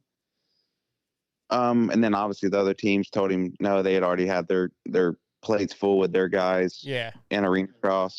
So then he starts reaching back out to me, and I told him, I said, Jason, I didn't appreciate or respect the way you just quit and left. So unfortunately we have no support for you. Okay. So that's kind of where it went, and that was kind of the end of it for me. It was, and I don't know. And like I talked to Sepkovic, and it's like, maybe I'm wrong for thinking that way. But like I told Scott, if I had a job at Arma and I quit the next week, you're probably not going to hire me back. You know what I mean? Right. Yeah. It wasn't like a money, like Jason never asked to get paid, never asked for nothing like that. So it wasn't even like a money thing for him. I don't know, man. It was weird just how he left, and without even really talking about it, I guess, or something. I don't know. No, man. you're right. You're right. Kind of weird, but it's not so weird for what we know of Jason Lawrence, but it's not what a normal person would do. Yeah, you don't just leave because you don't exactly. Yeah, I don't know. You kind of gotta have a little bit more maturity than that, I guess. Yeah. Yeah. And that's what, like, nothing like negative, I guess, Sure. about Jason. Like, dude, he was sick to be around. He was like fun, like cutting up and stuff.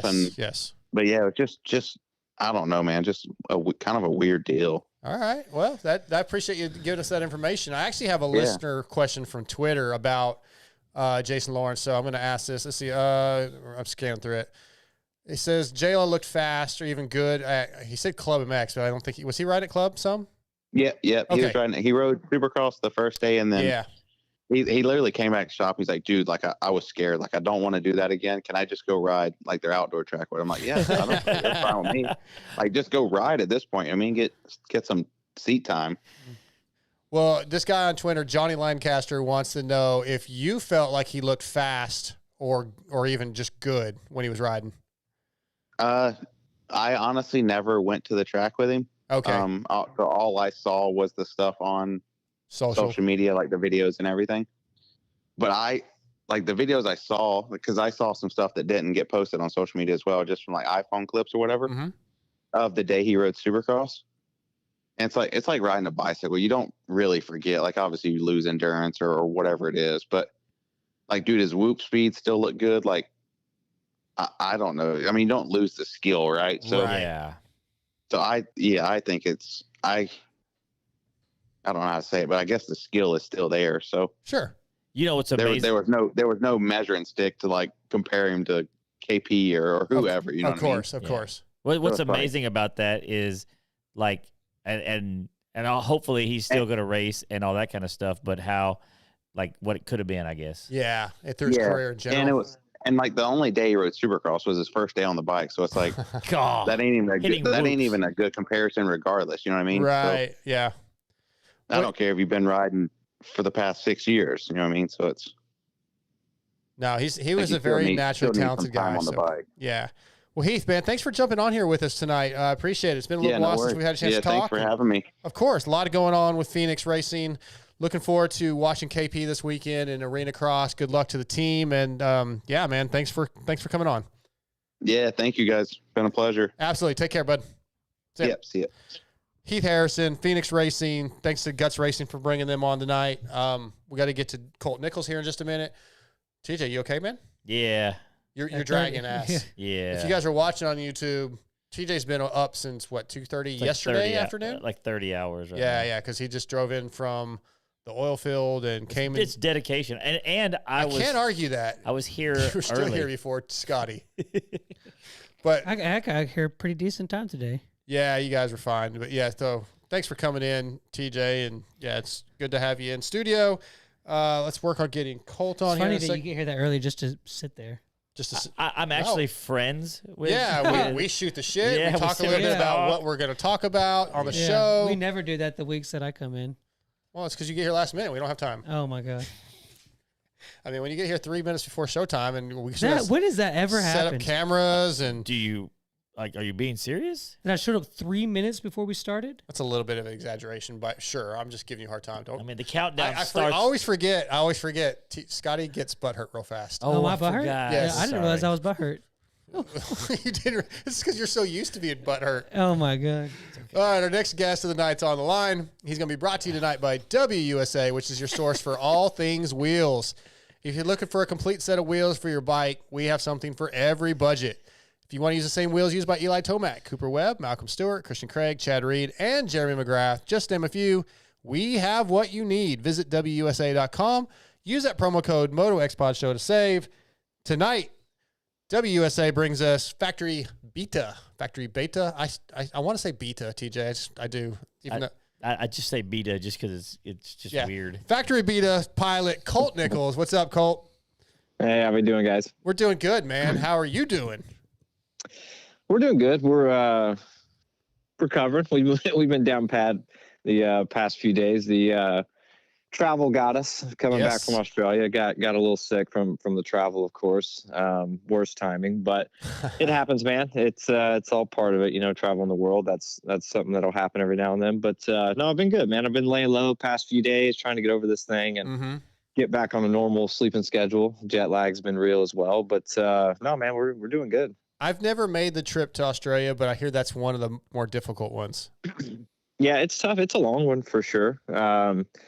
It was a little easier this time than Abu Dhabi, honestly, just because of the layover I had, and our route to go there was pretty rough. And then we were so in and out that it was that one was tough on me. This one was a little bit better because I had more time in Australia. My chick and her family are from there, so I went a little early, hung out with them for a few days. So that kind of helped. You know, by the time Saturday rolled around, I felt like I was adjusted decently and just in time to come back here and have to readjust here. But no, it's cool, man. It's a beautiful country. It was a cool visit for sure. I'm glad I got to go. And it's summer there, right? Yeah. Oh, dude, weather was nice. It was kind of weird though in Melbourne. It rained, and then I was in Brisbane for the first bit of that trip, and rained a few days there, which I guess is, I mean, somewhat normal, but not super normal. So, but it was nice. Like, that country's pretty awesome. I'd be ecstatic to go back. That's for sure. Well, I would think the trip home, even though you're tired, was a little bit better. Getting a race win, man, that was sweet to see. Yeah, no, that definitely helped for sure. It's been it was a very lackluster series for me all the way around. It was just a tough series, and I don't really have a big explanation for it, to be honest. I mean, I just put myself in really horrible positions, and the first round I kind of knew would be a little bit of a long shot. I was showing up, you know, pretty green on that on the Kawasaki. I haven't had much time on it, and I was just kind of like, all right, let's just get through this round, and you know, we'll be good to go for the next two. And Abu Dhabi was a complete disaster from start to finish. Didn't even get to finish two of the mains, and crashed out of the first one. And then Australia was interesting. Dude, the first two were absolutely horrible, and then man, I got back after the second main, and we had a little bit of a break. Like, the schedule was different at Australia than it was at the first round. So we had two mains back to back, a little break, and then the third one. And man, we were back at the pit area, and I was like, dude, I cannot leave this series without not at least getting on the podium or a race win or something. I'm like, this is just downright embarrassing, you know? And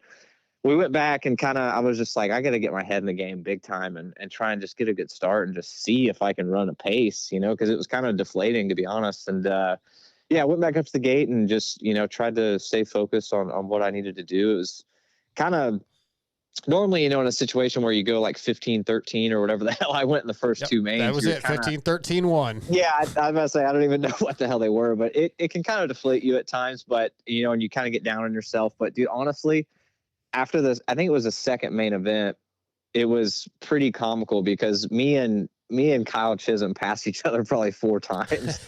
And dude, after the race, I was just like, dude, what did we just do? Like, what the hell was that? He was just like, dude, that was insane. I'm like, it was almost laughable, you know, because as soon as I would pass somebody, like, somebody would come up the inside and pass me and then run you off the track in the next turn, and then 2 people passed you again. I'm just like, dude, this is chaos. Like, it was just insane. So it didn't deflate me enough to where I was just like, what the hell was that? I was just like, dude, I got to get my shit together and at least try and win one of these or do something. And luckily I was able to get a good start. And, you know, I think I started around 4th or so, passed a few guys, battled with Oldenburg, who was riding really good that night for a few laps, and got by him and was able to squirt away. And, you know, I was doing that quad at the end of that rhythm, and that helped me kind of build up a gap. And after that was one of the easiest races I'd had in my whole stint with the World Supercross. So, a little bit of a lesson, I guess. Just need to get a start and get out of the trouble. But no, that definitely helped the trip home for sure. Yeah, how is you've been traveling and racing, and over the last few years, kind of riding a few different dirt bikes. How is that helping or hurting with the new beta? Like, is it like, are you able to say, well, I like the Honda did this and the Cowie did this, and we can take, you know, that kind of stuff, putting it into the beta? Honestly, I feel like it's been a pretty huge help because you know at least what you like and what you don't like. You know, the more you experiment and kind of see what's out there, and you know, each bike has good characteristics, you know, so it's really cool to see what we're working with. And luckily I've been a part of some really, really good teams with some good staff, and just a lot of knowledge behind me. So that's kind of helped a lot. And going into the beta program, I knew that was going to be pretty huge, to just be like, hey, at least I know what's out there, and take a positive from each place I've been to. And with the travel and stuff like that, it's kind of sucked in some ways because it's taken away from my time here to develop the bike a little bit more, and honestly just to spend more time on it. But at the same time, it's been good too, because it's not like I've just been traveling abroad to hang out. I've been racing. So more gate drops, for me is best case scenario, after being off for a full year in 22. And, I missed a few races this year in Supercross, didn't get to race the full outdoor schedule. So I'm just like, dude, the more gate drops I can get, the better it is for me. And it's never a bad thing to be racing, but I feel like the knowledge I've obtained over the last few years is helped me a lot with this beta, and put us in a spot where I feel like we're in a decent position up until this point. We definitely have some more work to do, some things that we can kind of iron out that could make this program a little bit better. But I really feel like we're in a good spot, and the bike was handed to me in a pretty decent spot, to be honest with you. And then I've been able to kind of nitpick it and say, okay, this is where we're struggling here or struggling there. We need to, we could make some improvements here, and just use some of the knowledge I've learned over the years. But no, I feel like we're in a really good spot, and I've been super pumped with the program so far. I want to go back to World Supercross for a second, and then we'll get back to the beta because I have a couple questions too. But first, I want to give you props for the sick knack when you won. That was really cool. I saw McGrath. I think he made a comment on your social about it. So good for you on that. That's still the coolest move ever. Oh yeah. Yeah. But you were talking a little bit about just the kind of the mental beating of going 15-13 and, being a former 250 Supercross champion back in 21. Is there ever a moment where you're like, man, do I still have this? Or do you kind of know it's just a valley? There's peaks and valleys, and you're just sort of in a valley, and it's going to come back around. Yeah. You can't really, it's tough to think that way, because the moment you start thinking, like, man, do I have it? Or, do I, whatever, you're probably not showing up the way you need to show up in the first place, So, I never thought for a second that's what it was with this series. It was more or less just, everyone kind of can fall victim to it sometimes too, because especially at Abu Dhabi, like our whole team wasn't even going to go, until about 2 days before we boarded the flight to actually go to that race. So it was just kind of one of those things where mentally you're kind of checked out already because we weren't going. And, I thought that it was kind of over, and I wasn't riding the Cowrie anymore and doing all this stuff. Then we get there and, you got to almost refocus and kind of get yourself charged up and ready to race. And that weekend was over before it started because I, crashed in the first main. So that sucked. But for this weekend, it was never really anything like that. It was more just like, I was just like, dude, I got to get my shit together. And, in the back of my head, subconsciously, you probably think a little bit like, hey, I have a 2-year deal with Beta. I have some security, I don't have to push the issue as crazy. And, that plays on it, I'm sure a little, just because this series and, it's not like I was in the championship hunt, like everything had gone pretty bad so far. So it's not like I was in a spot where pushing it was really the priority. But at the same time, I'm like, dude, like you can't think like that either, So for me, that's why, like, when I went back to the pit, I was like, dude, I got to do everything in my power to refocus myself here, to get myself in this as much as I possibly can, because you know how this sport is. I mean, dude, if you're lining up to go race, nobody cares about how much time you had on the bike before you got there, what you got going on when you go back. All they see is the result and how you did that weekend. And that's how you essentially get judged by, the media, your peers, everything else. And I was like, you know what, dude, like I'm sick of trying to give myself a little bit of leeway or excuse or whatever. Like, I just want to get out there, get a good start and go try and win one of these damn things. Like, I'm sick of riding around back in the back, and you think it's kind of better because you're like, oh, I'm being cautious, I don't have to push it, whatever, but it makes it worse. Like you're back there where anything can happen, chaos seems to escalate pretty dramatically, when you put yourself back in the back and there's more bodies and bikes and stuff just going all over the place. So for me, it was more just like, okay, I know I can do this. Like I just got 5th at the last SMX race against, the best guys in the world. And I don't know what the hell I'm doing riding around in 13th place. Like, that's just ridiculous. It was more embarrassing than anything. And I was like, all right, let's get our shit together here, get a good start. And then let's just try I'll throw it all at one race and see what happens. And, luckily I was able to win, but it was just disappointing in a way. It almost makes it frustrating in a sense too, because I'm like, see what happens when you get a good start, put yourself in a decent position, and you're aggressive from the get-go, and you can make it happen. And that was like I said, one of the easiest races I had in my whole stint there. So frustrating in a way, but also rewarding to be like, all right, I can do that. I can do that, and it was pretty easy to do it. So nice to hear. Just one of those things. Colt, it was cool to see you guys, do that different series and everything. And one of my biggest things that I looked at was that Mobile One racing kit, the graphics and the gear. To me, that's one of the coolest looks I've seen probably in at least a decade. I wanted to see if you felt the same way. Yeah, I mean, that whole gear setup we had, like the O'Neill guys, I thought crushed it as far as like putting the logos there, and obviously Rick, his tie with Mobile One with all his different race teams, that was pretty much one of, if not the only sponsor that we needed, to really have there, that was real big and in the centerfold of stuff. And dude, I thought it turned out really good. Like, I thought the O'Neill guys crushed it. The bike and the kit put together with like the big Mobile One everywhere. I just thought it looked really cool. And it's not super conventional, like you don't see Mobile One on any other guy's bikes or gear or anything like that. So to me, it looked cool. It was unique, and I thought it looked really cool. Yeah, I thought they crushed it as well. I thought it was a pretty badass look. I agree. I was just gonna say, isn't that crazy that a oil brand in a motorsports industry looks unconventional?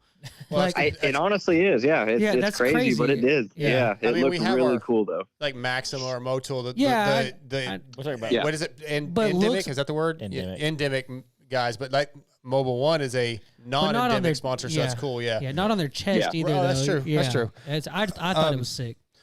I got a couple more questions about the beta I want to ask you about. Just what stands out about it? What does it do best? What are your kind of favorite key points? So far riding the bike, I'd say my favorite thing about the beta is just how balanced and stable it feels. Going, you could read all the dirt bike reviews you want, and coming from the Honda, which was an incredible bike, and it had so many things that it did so good. Like, obviously you see the Lawrence brothers ride it and you're like, dude, that bike looks unreal, so that thing had a lot of really good things about it. But the way the bike felt for me and how I am used to setting up a bike and what I've been used to for years, like it sits a little more front end low. It's got more of that, twitchy kind of, I guess, response feel that people would describe that thing as. And this, the beta is a polar opposite. Like, if anything, it felt a little low in the rear at first, a little, I wouldn't say front end dominant, because the bike I think is really balanced, but it was more that direction though, to where I'm like, okay, we could actually raise the rear a little bit and try and soften up the front to get some turning out of it in some of the real tight sections. So it was just kind of a polar opposite feel of what I'd had previous. And dude, it just feels so stable. Like, I'm the most relaxed and comfortable I've been in, in some of the sections where, you get a little tensed up sometimes in the whoops and you don't know how the bike's going to respond. Like, I feel like I can be a little more loose and relaxed and have proper form and things like that through that section than I have in a while. And dude, just feels really stable. Like, our wheelbase is a touch longer than some of the other guys, some of the other teams. And I don't know if it's simply just that or the way this frame is, or, I'm not sure, but the package itself is just a really stable, firm, feels really planted to the ground kind of bike. And that phrase rideability that they go by is it kind of rings true, honestly. Even at this level, at the Supercross level on the 450, it's like, it's just, you can just ride it, and like, it feels easy for me to try and be like, okay, I can race this thing, like we can push it. We're in a good enough spot now where I feel like we can be in that area, to try and push it and see where we are with stuff. And, we'll always be surprised once we go to the race. I'm sure, we'll have stuff we need to work out and work on, and that's going to be a no brainer. But, I would definitely say just how stable the bike feels. It feels pretty awesome. Yes. So You know, coming on this show, you're not allowed to dodge questions, and so you said he asked about the good stuff. What's something that when you got on the bike, like when you first got on it, maybe you got it fixed already. We'll see, but that you were like, okay, we got to work this area out. I would say the very first thing was motor. Like we needed more ponies for sure. What out of a 450? Yeah, I was like, this thing is. I'm like, we need some more, for sure. Just in some areas, but once we got the actual our race engine, and we started kind of trying to tackle one thing at a time with it, I was like, okay, now we're where we need to be. Like was it overall power or Why are you delivery? interrupting him? Let him finish his answer. Was it overall power or was it like a delivery? Maybe a little bit of both, like this is coming too though from obviously from bikes that I'd been riding, the Honda to the Cowie to this, where I'd had pretty much, obviously a works bike and then a modded bike to pretty much a stock beta, when we first started going on it. And I'm like, damn, like we need some ponies. But then I'm like, dude, I would probably be like that with any bike just because it's more stock, I'd be like, damn, I'm not used to this. But no, it was overall power. And then ever since we've been on the team now, we've been working with some ECU stuff to try and get a little bit more grunt, out of the bottom. The thing revs really well for a 450. Once it gets into the mid and then starts to climb up to the top, it feels like it can just keep going. Like it doesn't feel like it taps out really quick, which is cool, because then it feels like you can run first, second, and third gear and it pulls forever. Which I think could be really good for us on the starts. So it was more just trying to get maybe a little more low to mid, I guess I would say. But I feel like right now where we are, we're in a really good spot with the engine and some of the improvements we made. I mean, of course, you're always going to try and search for more, but we want to do it the right way and kind of go one thing at a time. But that was maybe the one thing, I guess, at first. Scotty? Yeah, Colt, sorry. Excuse our friend TJ. He's been awake way too long, apparently. It's all good. Hey, so, with this upcoming season, is there a scenario? I know contracts and stuff have a big part of all of this, but let's say the season goes and the results that you get warrant other factory teams to try to reach out to you and give you another factory opportunity with another team. Are you entertaining those conversations, or do you kind of want to see how far you can take the beta thing? He just signed with Beta. We already looking for the future? It's just a scenario. We can't talk scenarios. You're with me, Colt, right? Yeah, I mean, for this deal now, like I made a commitment to these guys for 2 years, okay. So 24 and 25, 100%, I will be with the Beta guys for sure. And my whole idea of trying to go this route was in hopes if things went, the way I wanted, is that I could be here for a while. That was kind of a real big selling point for me to come here.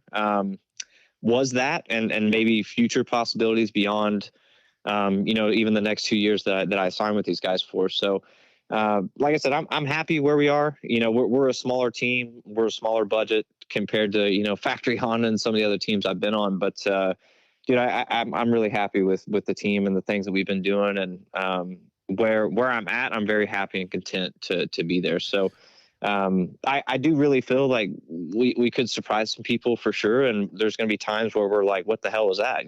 Yeah, sure. I'm sure there's going to be some struggles. That's the way Supercross is. But no, man, I'm happy. I'm happy being where we're at in the position I'm in. Yeah, and I'm saying I figured you're going to answer that way, and I'm glad to see that you're trying to build the brand, and I think that you and Benny are good guys for it.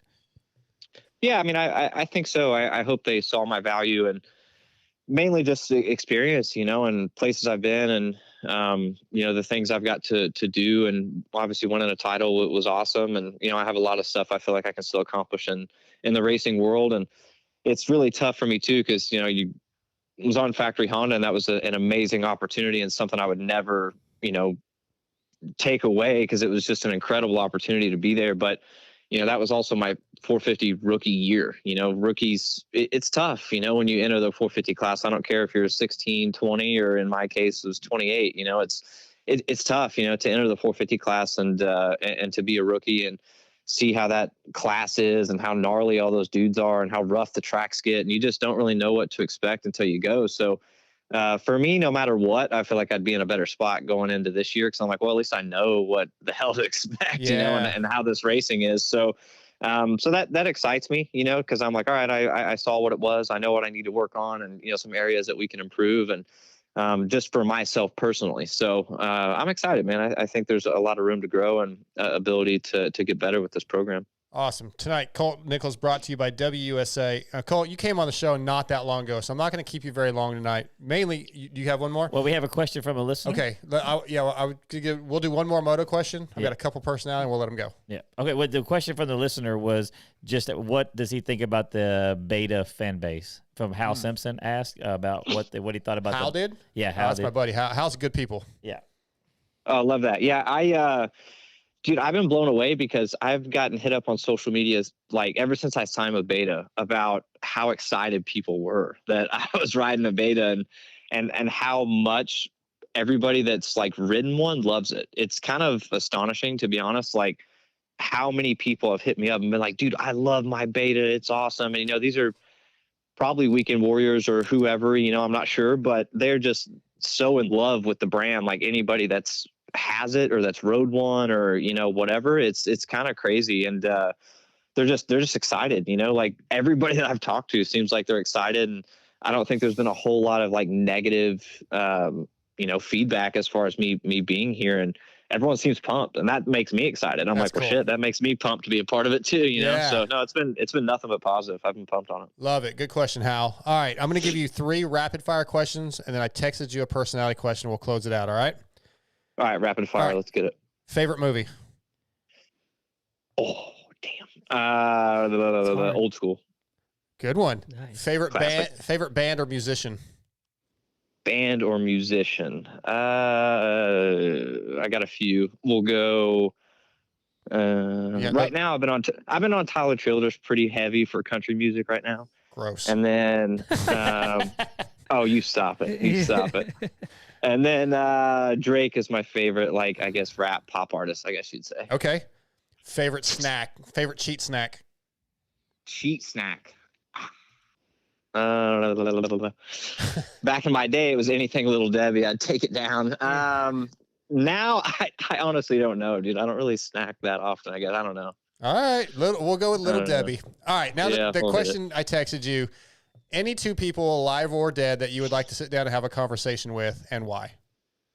I thought about this after you texted it to me, and I didn't get to think about it very long, so I got like a million other phone calls. So, but the first thing that popped in my head was, you said alive or dead. So dead probably would be, I would love to have a conversation with Kobe Bryant, just his like mentality, how he approached life, how he approached the game of basketball.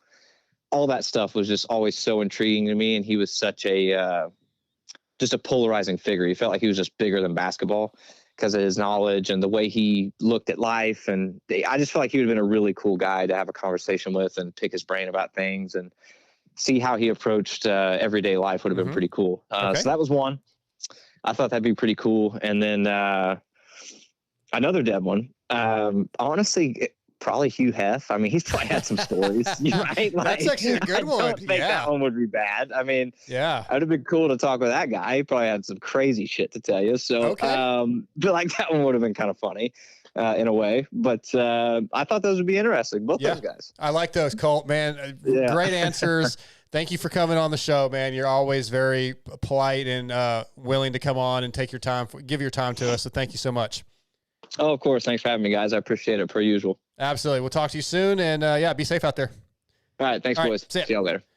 All right. Thanks to Colt Nichols. Brought to you by WUSA. Good times. Good guests. Yeah. I mean, I think so. I thought it was interesting in the Colt thing with it. He's talking about the fan base of Beta. I think I'm really excited to see how the other manufacturers are going to have to like those guys have been kind of almost monopolized the industry for there's several here in the US. It's several people obviously, so it's not really a monopoly, but they haven't been forced to do anything different. It's been the same. They know who they're dealing with. The Cowboy guys know who's at Suzuki, and the Suzuki knows who's at Honda, and all that. So to see other teams come in them and triumph, and I know there's more coming eventually. I think it's cool just to see the sport have to embrace new things, change. And it's cool to see a guy like Colt get an opportunity like that. Absolutely. All right, let's move into our X Brand Forum check-in. Are you and I gonna do our hot takes? Yeah, go ahead. Yeah, I was going to do it in a minute, but we can do it now. Let's go. No, Just making sure you didn't forget. He's all sitting over there. Don't leave me He's been worried the whole time. Go ahead. Yeah. No, hot takes. What are your hot takes? Do what you were going to do. I'm sorry, we'll save these segments. Up. No, that's fine. We'll save the segments for the after. Go ahead. My hot take is that Hunter Lawrence will have more podiums than AP, Barsha, and Mookie combined. Let me think about that. AP, Mookie, and Barsha combined. Who will? Hunter Lawrence. Oh yeah, absolutely. Yeah. You don't think that's a hot take? No, I mean I would never have thought of that, but I can get on board. You'd be on board I don't with think that? it's super what hot. would I have to? Who else would I have to throw in to make it super hot? I think it. Super hot. I think it would have to be somebody that's more likely to get podiums more often. Like I don't think those. What I if don't want to say if, Mookie can't. I don't. Who would you think would break that if I threw in Anderson or if I threw in Cooper? Oh, either one of those. Either one of those would be. If you said Hunter more podiums than either one of those, that's a hot take. I think. Okay, then I think Hunter. Then I'll take either. I think he gets more podiums than either one of those guys. Okay, it's pretty good. Combined or just each? No, just either. Yeah, individually. I'd say, but okay. that's still pretty. That's pretty. I think that's a hot take. Okay. So how many? Cooper's a title contender. I don't know. I don't know if he is right now. He's I in. Yeah. I don't like saying that because I want him to be, but he'll find a way to get into it. I hope you're right, but I'm not as confident right now. So how many do you individually podiums do you think AP, Barsha, and Mookie would get? You don't see those guys getting at least two or three, two apiece? I don't think two apiece. No, I'm going to say total between them 5. So you think so? Yeah, I guess that's not really that hot. Yeah. Who else would I have to throw in there? I don't know. It's so difficult to say. I think Hunter. It's so difficult to say. I know. It's This we sport is always so we always gnarly. have the conversation of 10 guys can win. I mean, But 5 normally do. Yeah, but podiums. I mean, there's a legitimate dozen guys. I just that can see podium. Jet, Eli, and Chase taking most of those, and I mean, Eli Kenny's had going to some- get one, and Coop's probably going to, he's going to have his good nights and get some, and maybe he's going to be better than I think and get multiple. So that's 5 guys right there that are probably going to average most of the podiums. And then you got Hunter. I think I'm more excited for Dylan and Jason. Yeah, that's the battle. I think I'm more excited for the battles for the podium to who's going to get that second and third spot than who's going to necessarily win. And then we don't know what Malcolm's going to do. Malcolm was killing it at the beginning of last season before he got hurt.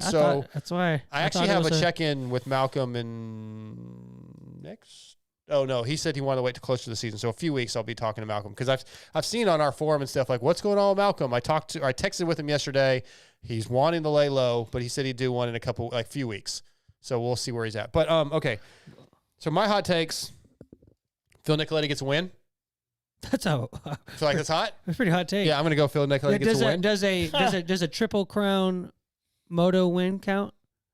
Does winning at LCQ count? Well, he's riding 250s.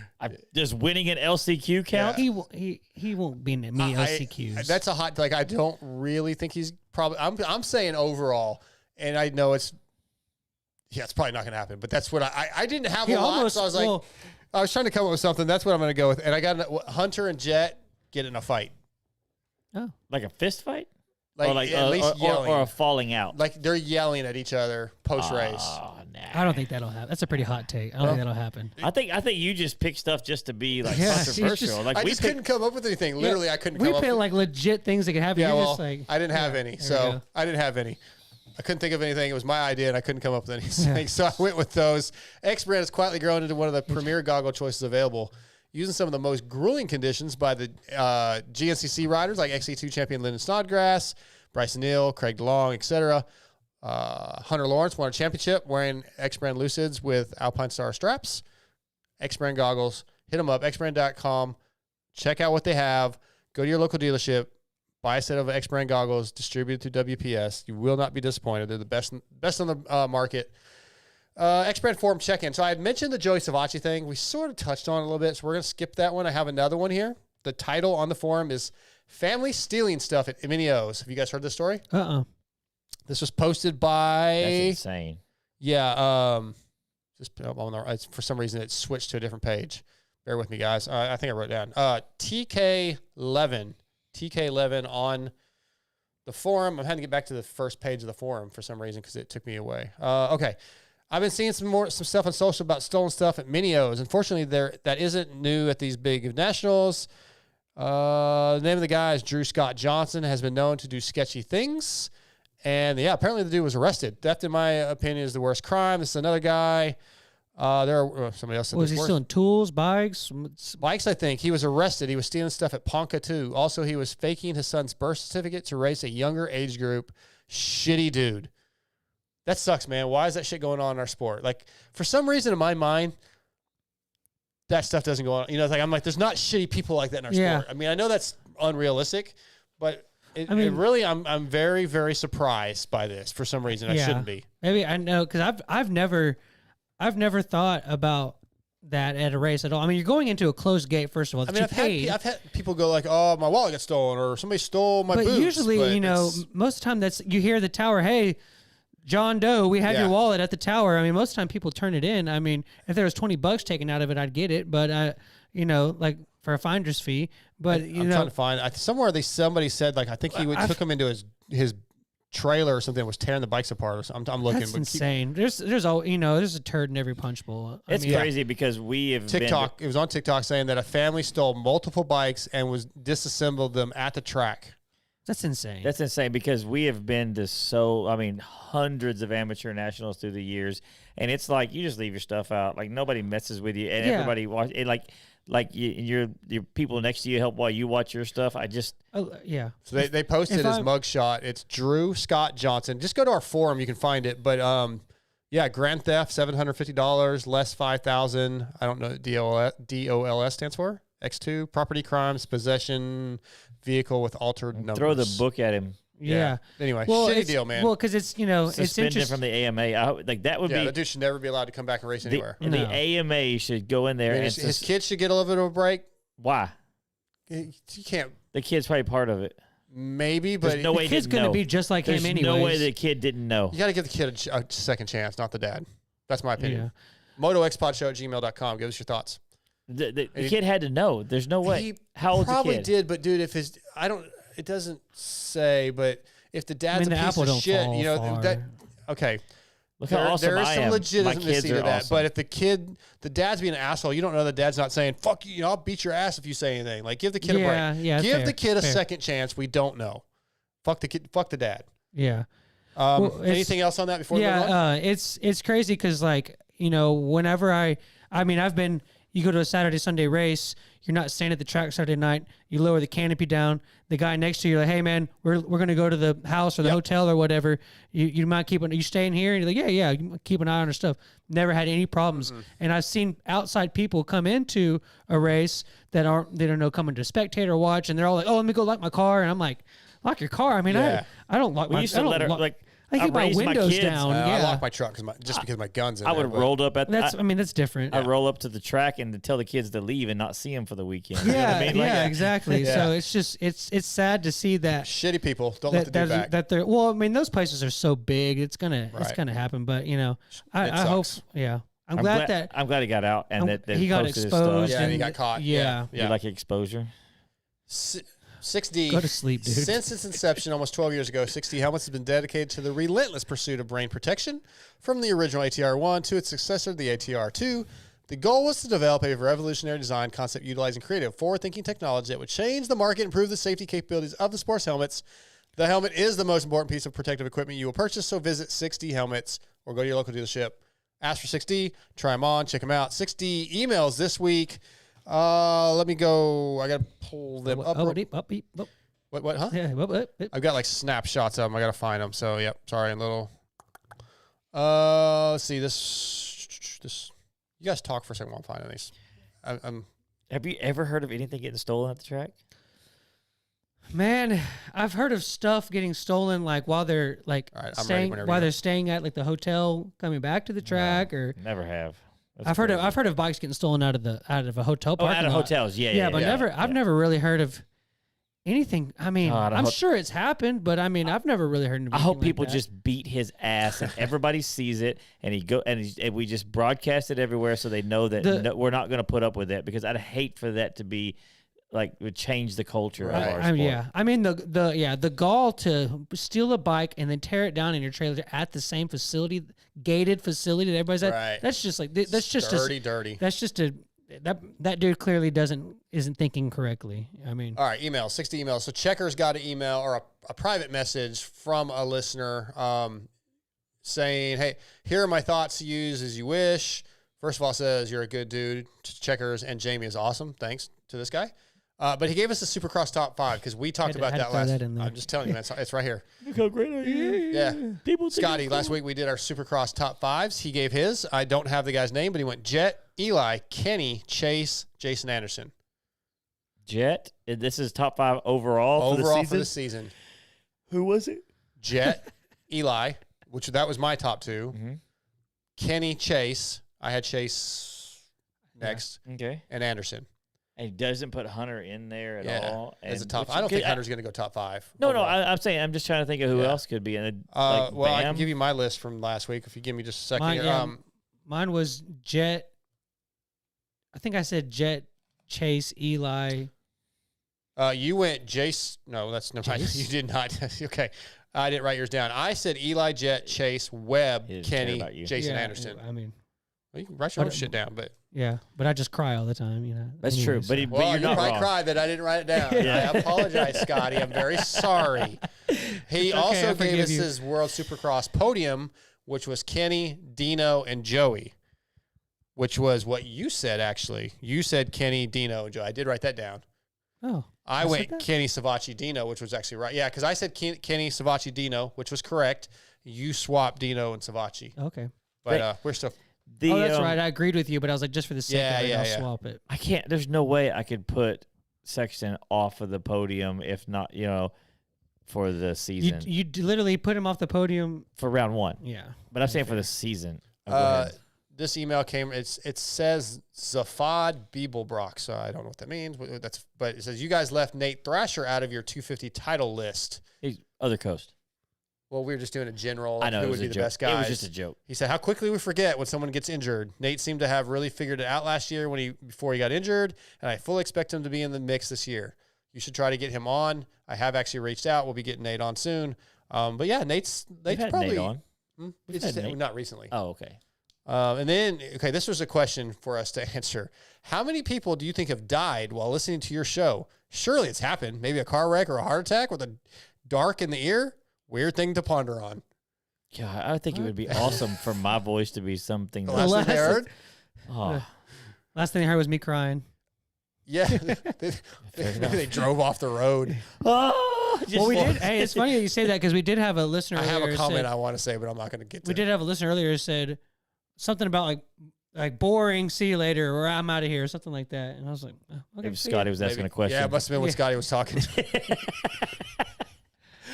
Kyle Joyner, on the last show, you guys were talking about the question a listener sent in regarding whether Jet was going to dominate Supercross or not.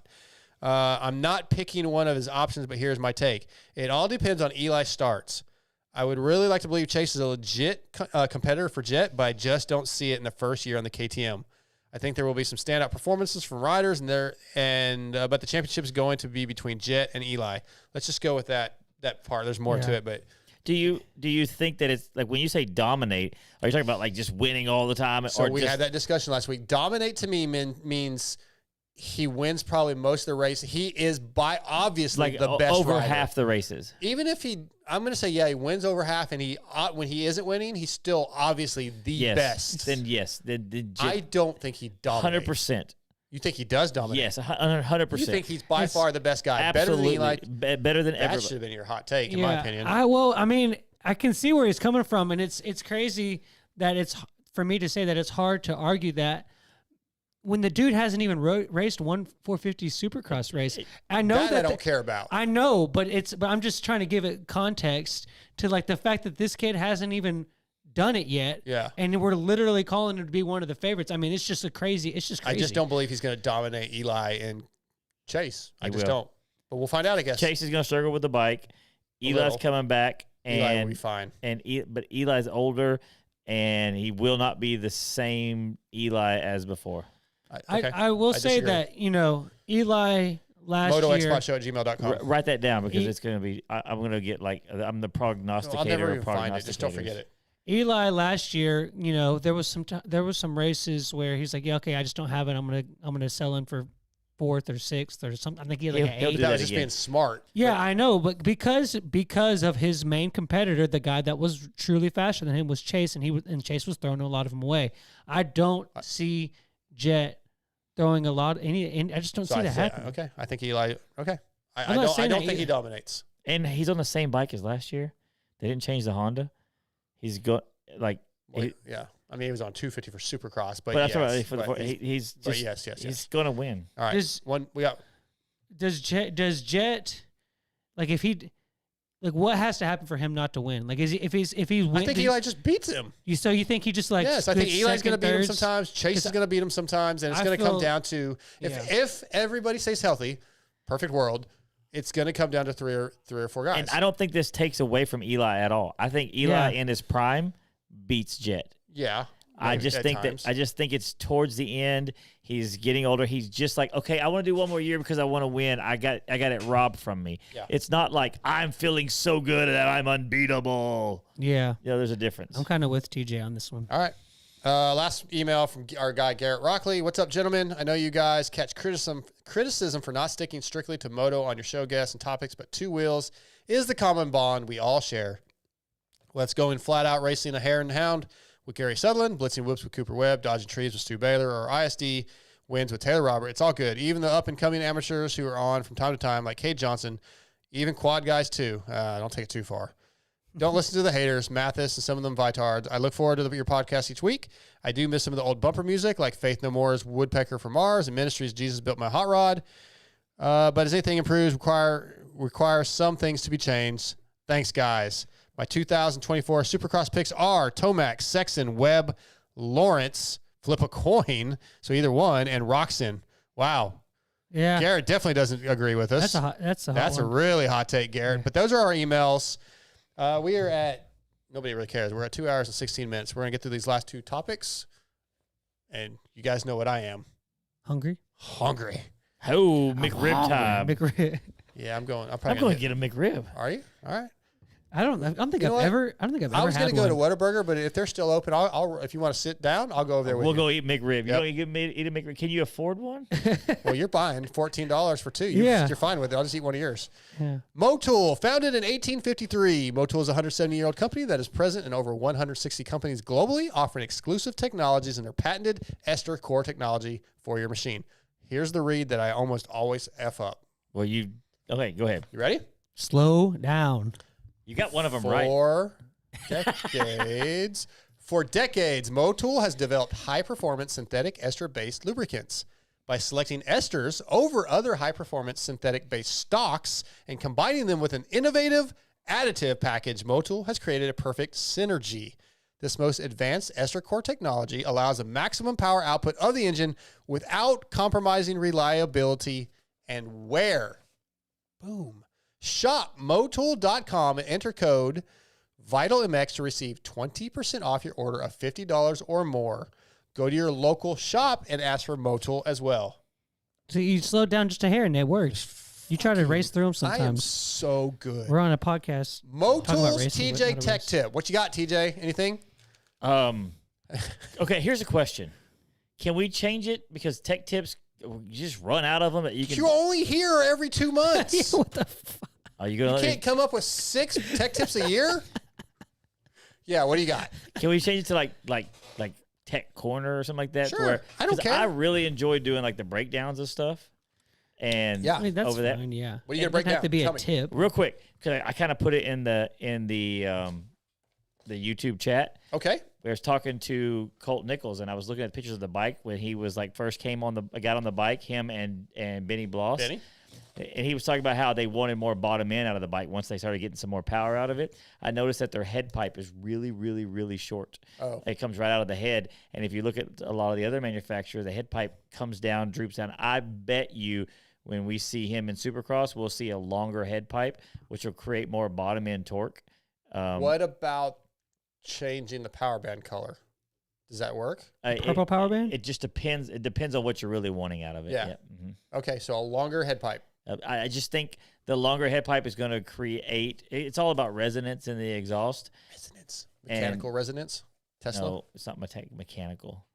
But anyways, that's the name of that album, right, Scotty? Tesla's Mechanical Resonance, first album. Sure.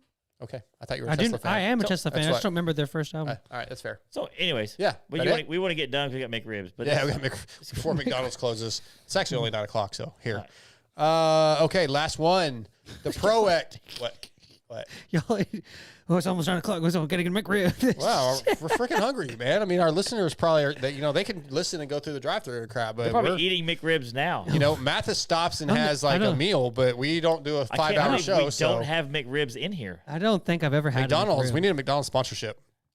We just need McRib sponsorship. We only need a sponsorship during McRib season. Oh, okay, fair. I saw a McDonald's Suzuki at the last Swan race I was at. They had McDonald's. Was it that Buttfish kid? I don't know. They had the what? It's an inside joke. Inside joke. No, they had. Get it up, dude. They had a trailer. They had McDonald's trailer. They had McDonald's canopies. He was on a McDonald's graphics Suzuki. It was legit. That's cool. Yeah. His dad probably owns the. Yeah, it's a franchise. Yeah, McDonald's.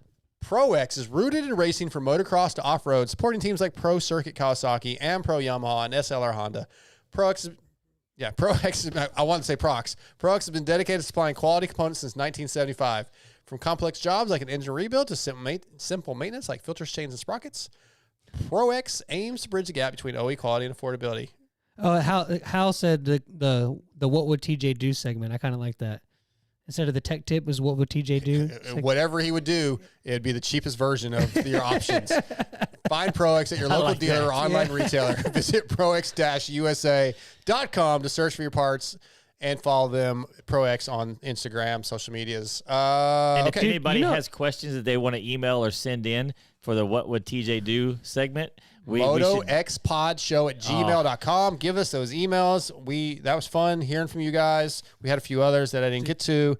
You could get 3 biggie bags at Wendy's. Highs and lows. For the price of the 2 McRibs. Oh, I still go to McDonald's. I just can't do Wendy's. But it's a McRib. Just not into there. It's a McRib. Pro X highs and lows. All right, I'm going to go with riding last weekend at DeSoto in Louisiana. I put 2.1 hours on my bike on Saturday. It's a lot of riding. I think I did 6 or 7. 20. What's the low? Well, I haven't got to my low yet. Oh, I'm about to say that's pretty. I mean, okay, sorry. Yeah. Also, I thought that was a low. I was like, wait, what? I was saying, what was low about that? I thought you said that was my high. Oh, okay. Also, for me as a football fan, Niners Eagles this weekend's a big game. I'm excited about that. That's a high. For this, even if they lose, that'd be my low for next week. So I'm actually, this week I'm a 49ers fan. Oh. Well, then I think they play the Cowboys the week after. The Eagles do. Yeah. Well, because it's going to be tough. So if the Eagles lose to and the Niners, Cowboys win, everybody's tied. Exactly. Yep. So therefore, I'm a Niners fan this weekend. I can't do that. Even if it benefits the Niners, I cannot go. No. The ideal scenario is that a plane comes into Philadelphia and crashes and it takes out all the Philly fans, the Niners, and everything. That would be the ideal scenario. Wow, but he wants people to die. Since that's not going to happen, attack on Philadelphia. He wants like a new 9/11. That's awful. What's wrong with you? You just said that you can't. I can't. Even if it benefits the 49ers, I can't. Even if it benefits the Niners, I cannot go for the Cowboys. I cannot. Say this is the last game of the. Who gives a? I was trying to just simply illustrate my hate for those two teams. I know the schedule doesn't work this way, but let's say this weekend, if the Cowboys win, the 49ers automatically go to Super Bowl somehow. Like that, I know that's not a possibility, but if that was the case, I would still want the Cowboys to lose. Well, that's just because you're a Cowboys hater. I hate the Cowboys. Anyway, and then my other high is Lewis Phillips will be back. He's flying from the UK to the US on Saturday. He'll be back in the United States. I'm glad that our guy's back. Let's just skip across the pond. Yep. He's got a lot going on. He's basically moving his whole life here. Has to get a vehicle, a place to stay, a bank account, everything. Yeah, it's crazy. That's a lot to do. He's got a lot going on. But I am Tell glad. him to move here to East He doesn't Texas have and any. hang out with us. He doesn't have any of that from when he was here last. He was just here visiting, like on a work visa. So basically, okay. so it wasn't. He didn't do any of that stuff. No, he was still based out of home. But he's gonna. Yeah, he's because making, his visa could have got denied, and he wouldn't have stayed. Oh, okay. So, in my lows, Bluebell ice cream flavors. Bluebell ice cream, local our area, love it. My favorite flavors are almost never available, and they have all these shitty flavors that I don't understand. Vanilla. Elaborate. Now, I'm okay with vanilla, but like pistachio and the Dr. Pepper float. Yeah, and I wasn't that wild like about the Dr. Pepper 27 float. versions of something with cookies in it. Hey, if you What's your favorite? It's called Happy Tracks. what you do is you just go that's buy pretty the good. big giant clear tub that has chocolate and vanilla in it. Or is that Neapolitan? No, the No, Nepal it's has just pink the shit. Great Divide. The Great Divide. Yeah. Just no, but saying the big one that's clear. Oh, the cheap Oh, one. the shitty. No, I'm not eating that. The great value. Yeah, I'll just go without. I don't even know if I don't even know if that's real milk. it's There was also another flavor a few months ago, and I can't even remember. It was like chocolate fudge chunk or something. It's gone. Hal said Lewis is gonna love Longview. Yeah, I did actually tell him because he doesn't like. He's trying to figure He's out. moving to Cali though, right? Move to Well, Tratview. he's gonna. Man, I don't know if No. he wants his whole. He's gonna be in Cali for a while. I don't know if he wants his whole thing put out there. So I did tell him because he doesn't really know where he's gonna stay just yet. He's trying to figure it out. Like, I mean, if you want to come to Texas, I've got a room. It's purple and green and pink and has. He can come my stay in a little bit better house over at my place if he wants. Yeah, so I gave him the option, so he knows it's available. Scotty, Pro X highs and lows. Highs was that we had Thanksgiving, got to spend time with the family and all that jazz. That's my highs. Yep. Lows was that my Hulu screwed me out of recording the WSX, and I had to watch it on my phone on just the race replays online like 2 days later because Could just pay for it and then you can watch it. well, I mean, I do pay for Hulu Live Well, I mean, to on record. WSX, I just paid. Oh, well, I mean, no, I mean, why when I'm supposed to Yeah, get it? I hear I you. mean, like, I hear was you. supposed to get the full race coverage, Right. but my Hulu was doing some weird queue thing with, and I had to delete something. And it wasn't like my recordings were full. Technology, yeah. Well, my recordings weren't full, so that's what Nobody threw cares. me off. But then don't ask me my highs and lows, son of a bitch. Go ahead, TJ. Go ahead, all you, man. Nobody Show's on cares. you. Highs and lows, TJ. I'm just thinking about food right now. Yeah, that's what I'm saying. Like, Fucking McRibs. high, That's my high. yeah, the high. McRibs back. The McRibs back. The lows. We're still on the show talking about McRibs. Instead of eating McRibs. Yeah, instead of eating McRibs. Okay, that's the Oh my show. God. I want to thank our presenting sponsors, Race Tech and Oh, Boyesen. I want to thank Pro X, X Brand Goggles, Guts Racing, FXR, 60 Helmets, Motul, WSA. I want to thank Colt Nichols, Heath Harrison, Jeremy Martin, and you guys for showing up. Yeah. Oh, I get a thanks now? I want All to thank right, our cool. listeners, our YouTube guys. Again, Is he gonna like introduce us now? TJ and Scotty, appreciate you being here. Yeah, MotoXpod@gmail.com. Get us some more emails. Send us your Pro X highs and lows. Send us your 60 picks when we get back to racing, et cetera, et cetera. Other than that, I think we're going to have a show next week. Sounding that way. So, we'll be back. YouTube guys, thank you as Yep. always. That's it. We're out.